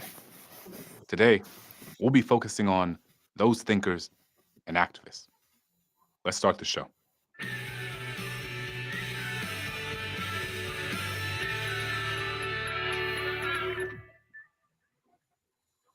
Often, we revere the Harlem Renaissance as generally a fun time, full of artistic production, possibilities, and enlightenment. But being Black in early 20th century America was an undoubtedly rough time. Both the systemic and interpersonal manifestations of racism, even in the North, were everywhere. While they were able to create such beautiful work, many artists struggled, and very few could pursue their art full-time. They often worked in unstable and dangerous roles at industrial plants or on seaports. and often for lower wages than their white counterparts. This was the reality for Black folks in urban cities throughout the country. Many may have escaped the violence of the South, but they still had to deal with the enormous amount of injustice in the North. One aspect of the Harlem Renaissance was the work of Black theorists and political thinkers who debated the most effective ways to help Black communities. Many Northerners were not as keen on Booker T. Washington's rhetoric from the South, which propped up accommodation to segregation and the slow but steady aggregation of Black economic freedom through vocational labor. Washington rose to prominence as a race leader as the 19th century came to a close, and he championed dignifying and glorifying common labor while remaining separate from white Americans, even if it meant having less rights than white people. But as we've discussed before, recognizing that Washington was born into slavery and still lived in the South, his views prioritizing peace, safety, and calm seem more understandable. Still, this class of new Negroes, as they described themselves at the time, just weren't down with any notions of accommodation, segregation, or having to wait for their freedom. Northern labor activist A. Philip Randolph and economist Chandler Owen took time to define what the new Negro was looking for in the Messenger. An independent magazine they founded in 1917. They described the new Negro as uncompromising when it came to political equality and universal suffrage. And because economic mobility was difficult for Black Americans, Randolph and Owen also proposed that the new Negro be afforded the same protection through labor unions that their white counterparts had, and that they wouldn't have to be exploited by people trying to price gouge them for things that they needed to survive. During this era, New York City became home to the headquarters of major organizations for Black liberation, like the National Association for the Advancement of Colored People, which was founded in 1909, and the National Urban League, which was founded in 1911. These groups were heavily involved in grassroots activism to combat discrimination and segregation. The 1920s were the golden era for the National Urban League. Under the direction of Executive Secretary Eugene K. Jones, the group boycotted businesses that refused to hire Black people and put pressure on city schools to provide training for Black workers. The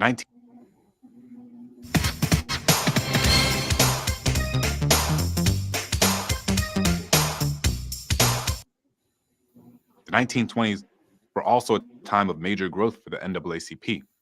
At the start of the decade, they appointed James Weldon Johnson as the organization's first Black executive secretary, and with his leadership, increased their membership to 100,000 people in 300 chapters nationwide. Meanwhile, Walter White, who would eventually himself become the executive secretary of the organization, investigated lynchings in the South, often passing as white, in the NAACP's unsuccessful effort to pass a national anti-lynching bill. But the NAACP did win some important victories. In 1917, in Buchanan versus Worley, it convinced the U.S. Supreme Court to overturn city ordinances mandating where Blacks could and couldn't live. In 1926, the association was also able to successfully defend Ocean Sweet, a Black physician from Detroit, from murder charges after an attack on his home. Another important moment for Black Americans came with the creation of Negro History Week in 1926. The predecessor to Black History Month, Negro History Week was the brainchild of Carter G. Woodson, who received his PhD in history from Harvard in 1912, becoming only the second Black person to receive a PhD from Harvard after W.E.B. Du Bois. Woodson was adamant about treating African American history and culture as formal fields of study. Along with other activists, he charged schools and organizations to use this week in February to highlight and honor African American contributions. In the early 1970s, the week extended into a month-long celebration. In 1976, it became federally recognized. But of all the organizations enacting fresh and exciting initiatives to achieve equal rights for Black people, the Universal Negro Improvement Association, UNIA, was the largest and most militant.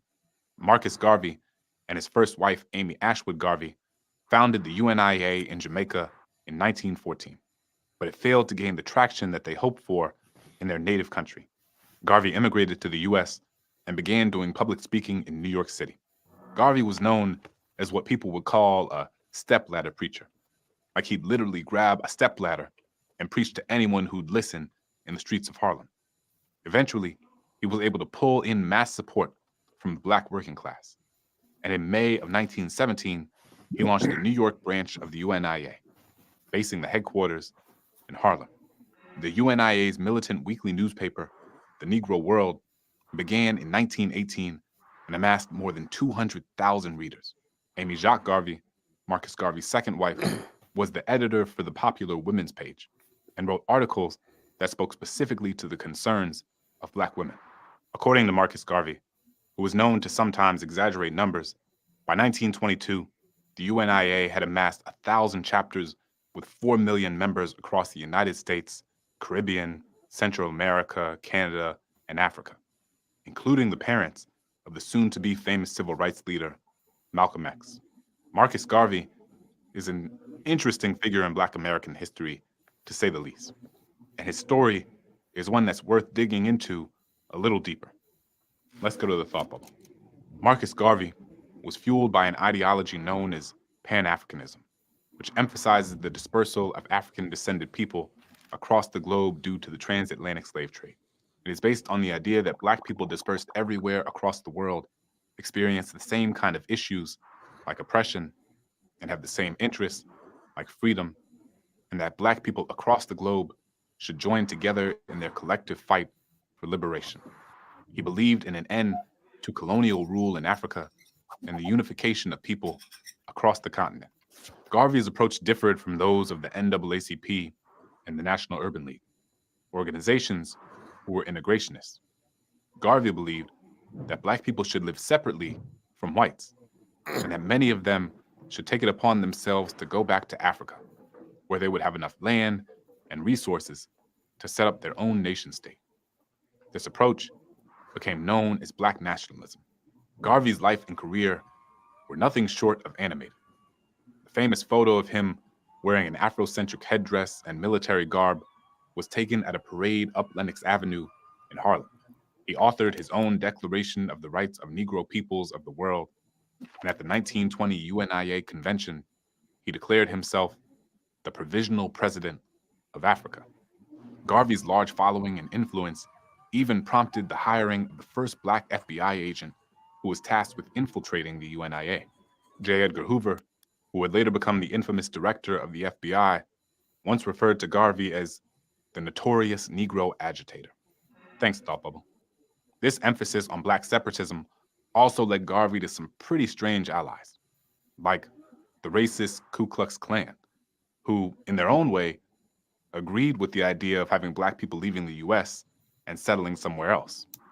This relationship, though, with the KKK, in addition to his pretty terrible views on mixed-race people, made Garvey an even more divisive figure among other Black leaders.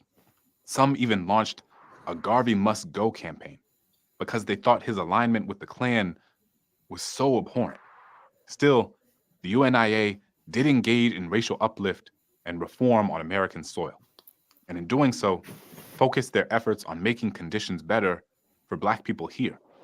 And while the larger goal was creating a new nation state, local units of the UNIA did cater to their community's immediate needs, addressing issues like voter registration, healthcare, education. To help achieve the UNIA's founding members' dream of getting many Black Americans back to the motherland, the Black Star Line Steamship Company was developed in 1919. Using these ships to bring people to the continent, they hoped to unite African-descended people from around the world in a shared place. But it was more than that. The BSL was also created with the intention of serving as an economic tool for Black folks, to give them a place in the global economy by using these ships to transport goods throughout the African diaspora and increase the value and influence of the Black dollar. Garvey wanted to foster the growth of a self-reliant and resilient global Black economy.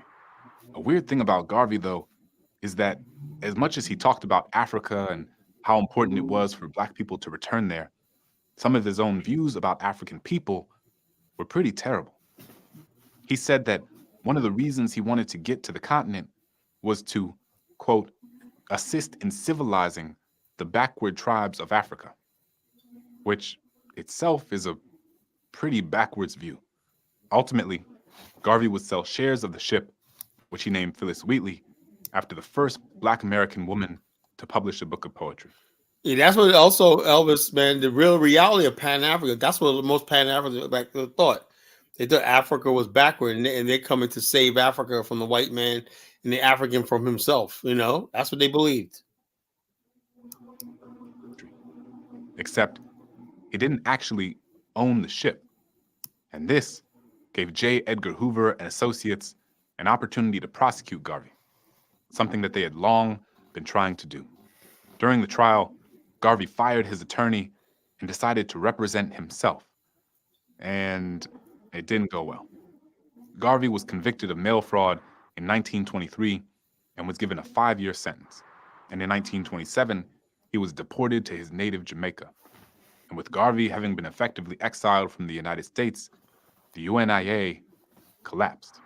Despite the controversy surrounding Marcus Garvey's legacy, his impact has reverberated throughout history. He is credited with coining the phrase, "Black is beautiful," and is a major figure in both the history of the Rastafarian movement and the Black Power movement. The Harlem Renaissance was an historic, world-changing incubator of art and culture, and it existed alongside shifting political sensibilities in the Black community.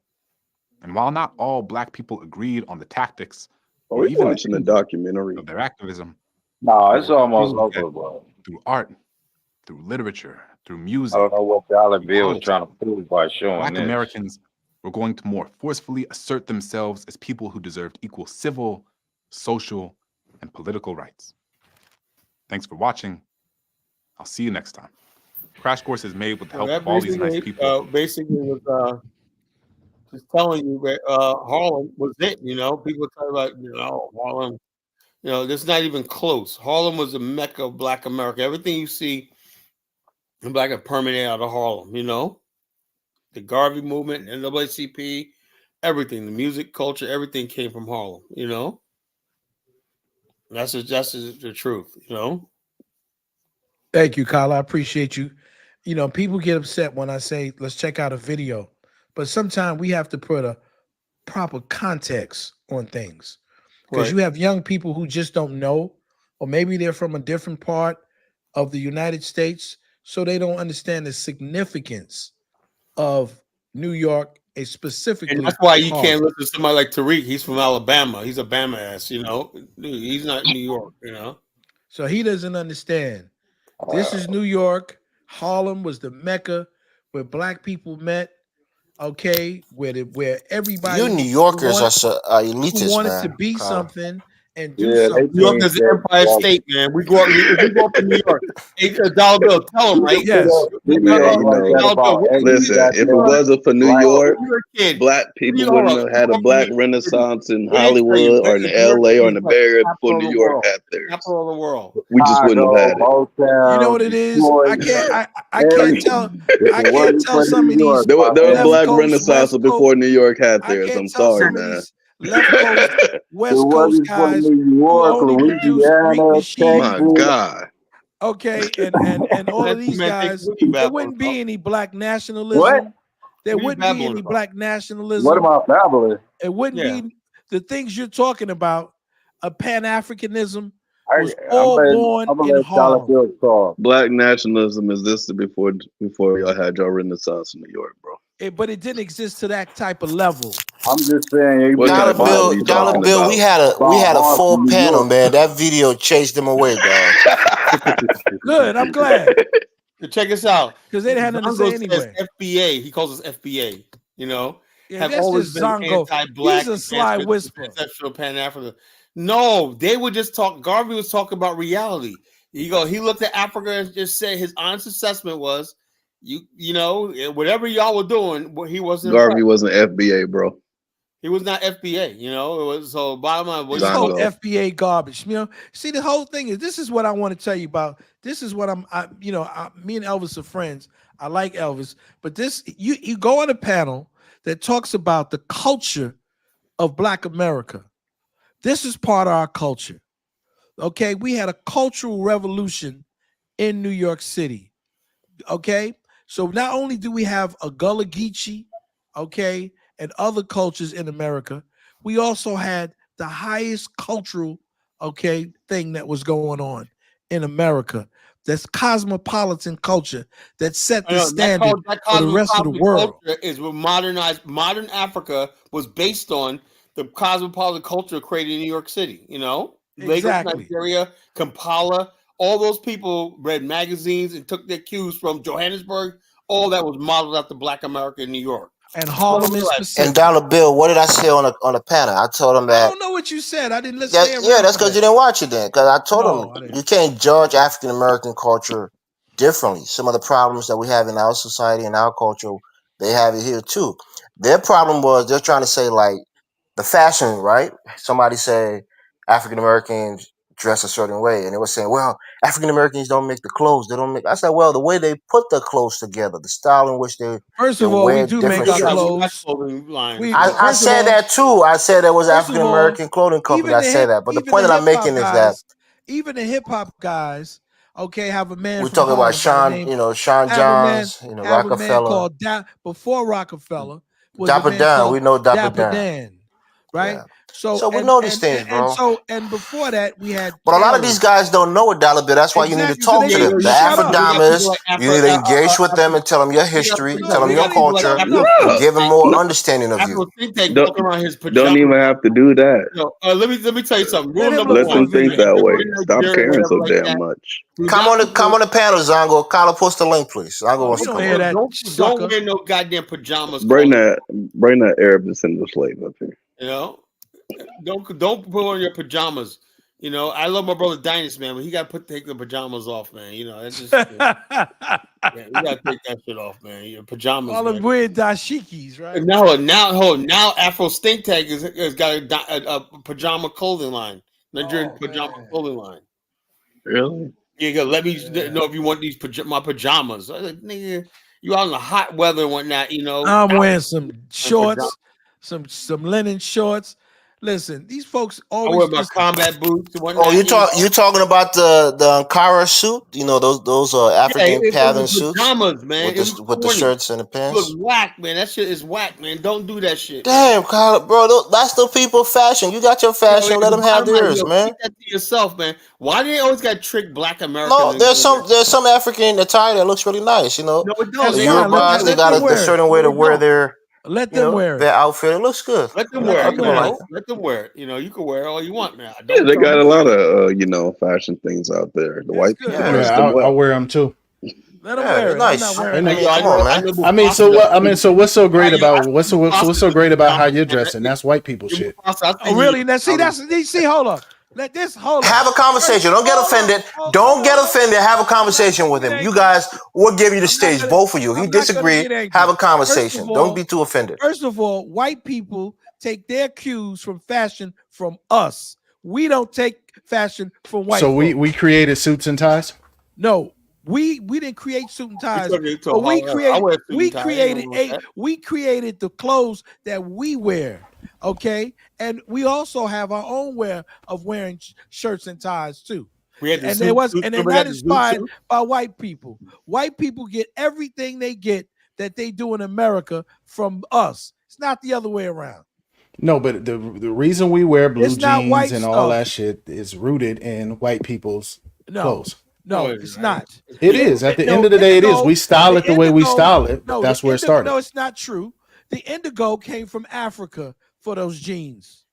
Okay? So that's the whole thing. They weren't building jeans out of cotton, man. Stop it. I'm telling you. We weren't making no jeans in Africa, bro. Bro, I was in Continental. I could pull up video of me going there right now. The dye that they're using, they got it from Africa.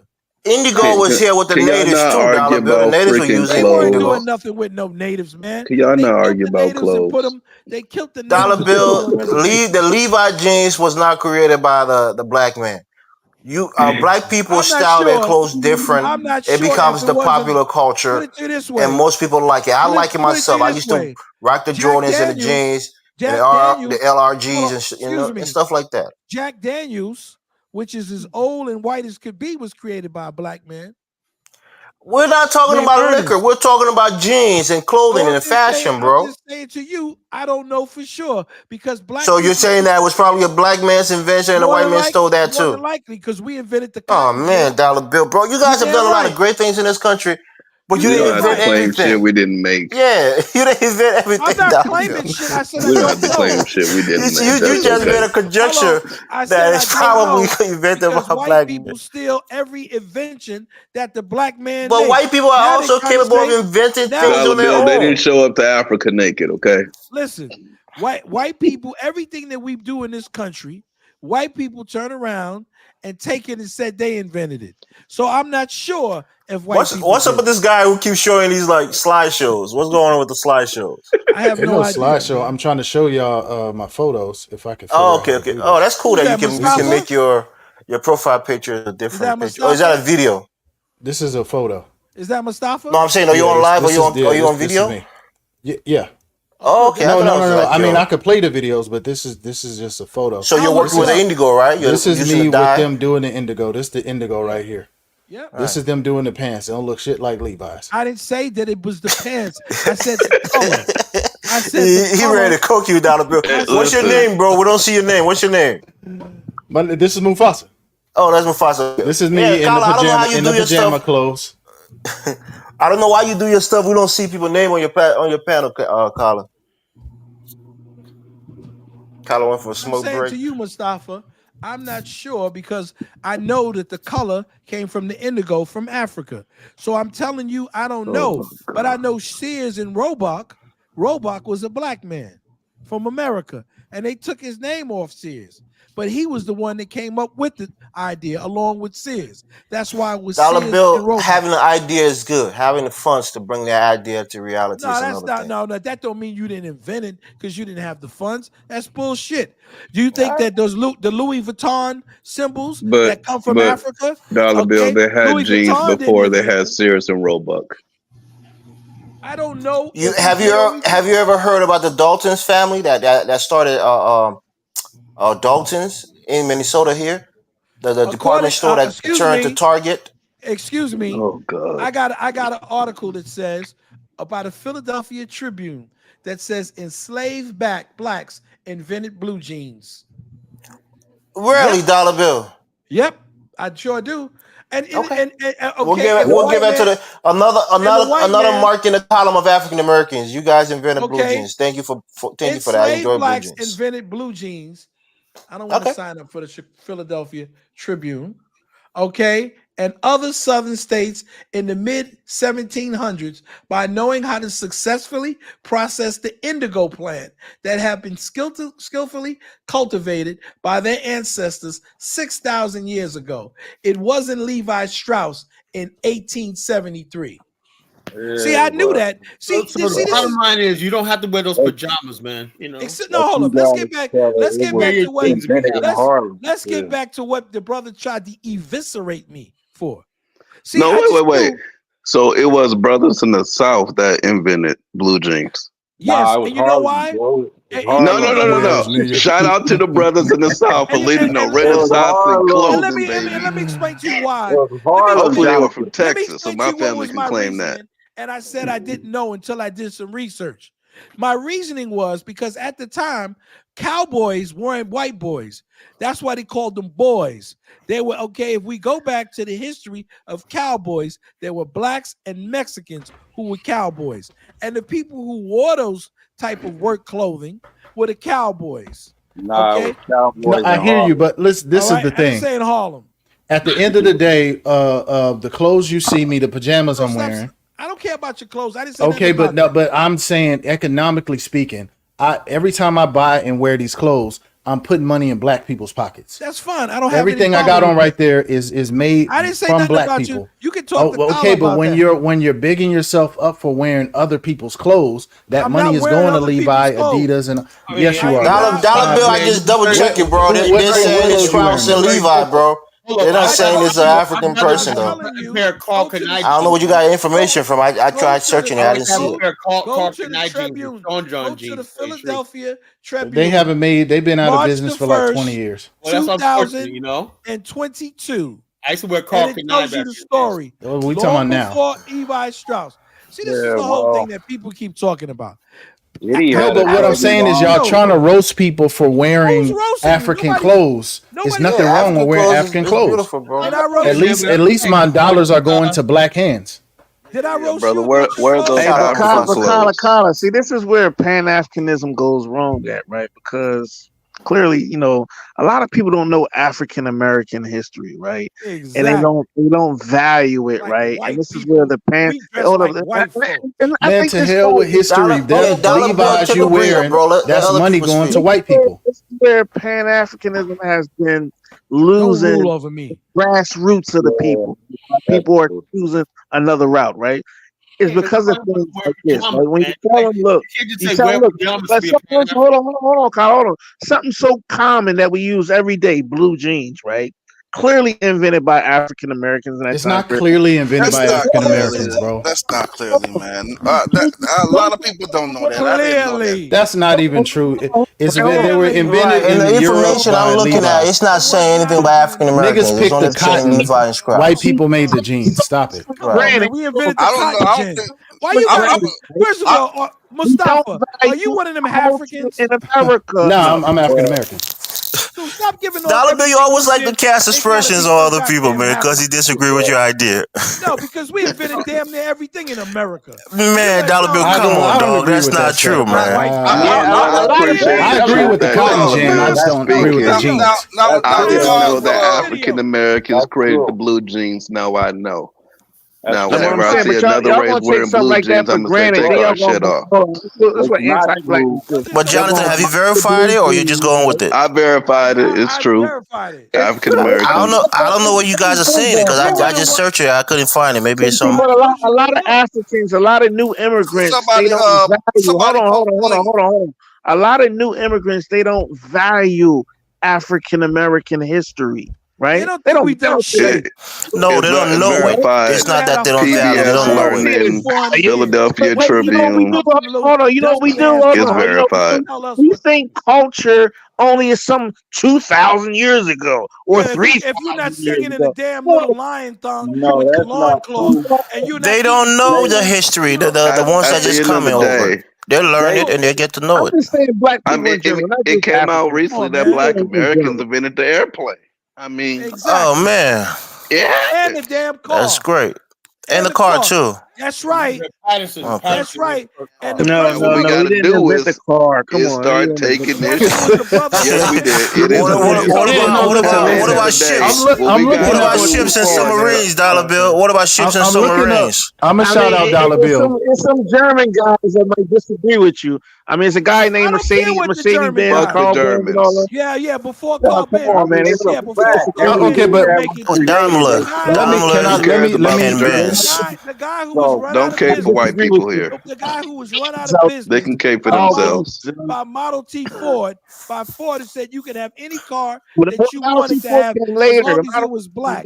There was a black man who had a car out at the same time. See, y'all don't think we're capable of doing the first car. Yeah, but hey, Dollar Bill, I didn't know, bro. Black people, African Americans invented everything, bro. Thank you guys for inventing it, man. We did a lot. What about the mattress, man? I'm on a mattress right now. What about the mattress? Bullshit. Inventing shit today.